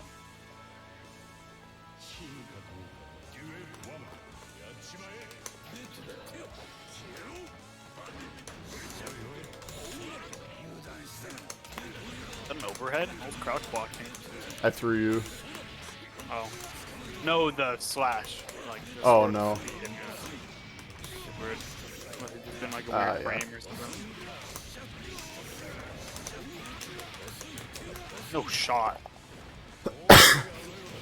Wow. Well, who are you doing? I was thinking about what I wanted to do. I was gonna, like, 5H super, and then you just mashed out so fast.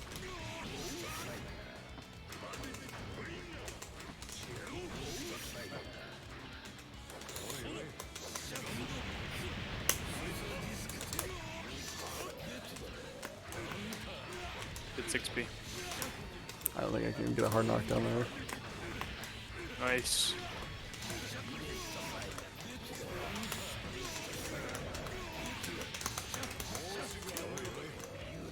No.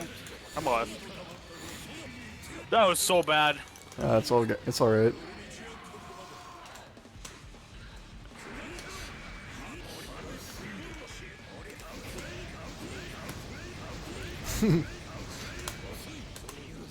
Oh, I tried to jump up wild throw. Jump up wild. You mean the Wild throw. Psych Burst Breaker or whatever? No. I just tried to like jump into you and wild throw. Oh, I see. I know what move you're talking about. The Falcon upbeat looking move. Yeah, it goes sideways though. Yeah. Oh, that didn't reach.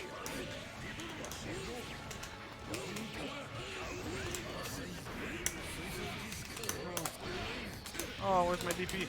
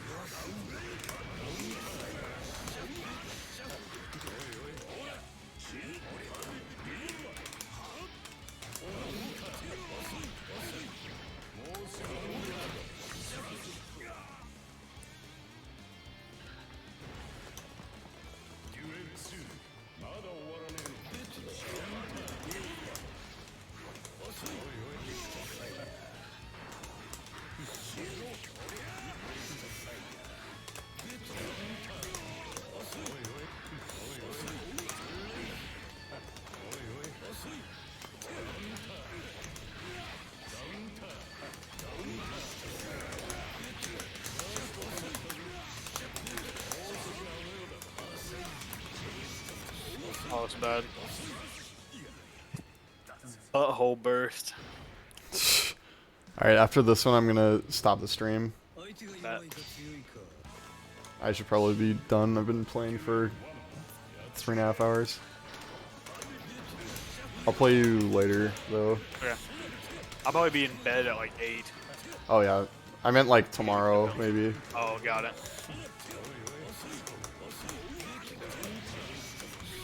My god, you spaced that really well.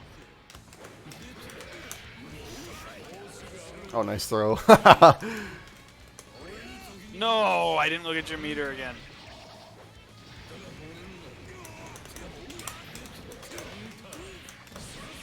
Damn. Do you play this game online a lot? Like with randoms? Not necessarily with like randoms, but like, In Discord? yeah.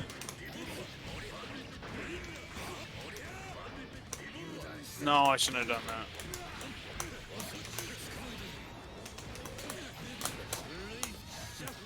Put an air throw you.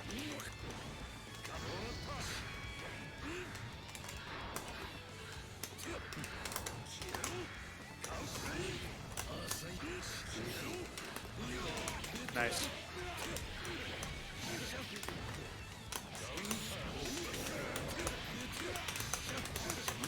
Oh, shoot. Nice. No. One more. Yeah, alright. So Johnny's a DBFC character, basically. I don't know if I would say that. I wouldn't put him down to that level. This guy. Are you not a fan of that game? No, not really. I played it when it first came out. I just don't like Dragon Ball. I just never got into it. So I just like, there's no characters I care about. They're all just like dripless to me. I see that game the same way people see you like fucking Melty Blood.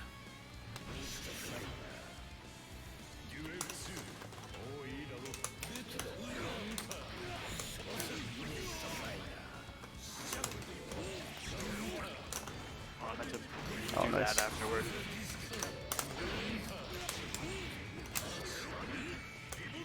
That was shitty.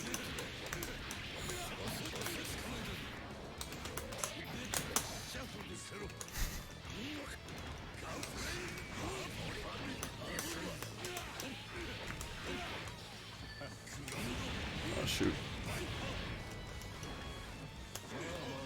Nice. Did you press a button? Okay, good. That's a minus? What? No way. I just didn't FD. You still play Strive or no? Not really. Is this that what you've been grinding? Yeah, I've pretty much just been playing this game. What else have you been playing? Did you play Elden Ring or no? A little bit. You beat it? I've not beaten it yet. Trunks plan have on it? drip. Alright. Alright, I'm gonna end the stream here. I should be uploading it today or tomorrow or something, but I will highlight the stream for now so that it'll stay on my channel. Thanks for everybody for stopping by. If you have any questions about anything, I should plug the TXT Discord. I'll post a link to that in the chat quick, in case you're not in it already. It's a Midwest Exerd Discord.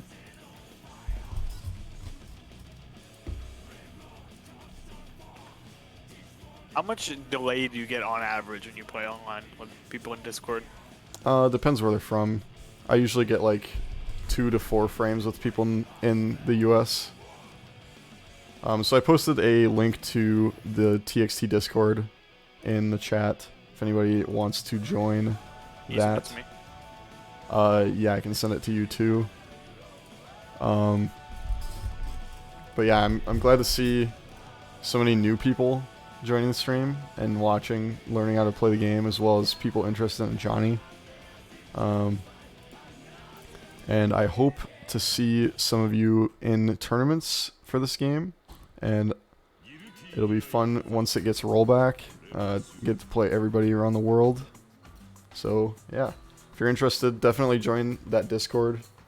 It's run by some pretty good players in the Midwest, as well as other people like Pat the Flip, who runs like California tournaments, is one of the TOs here. The Discord is run by Amadeus, 46 Art. Yeah, and they do streams every Thursday. That's what the T in TXT stands for. So, alright, I will see you all later. Yeah.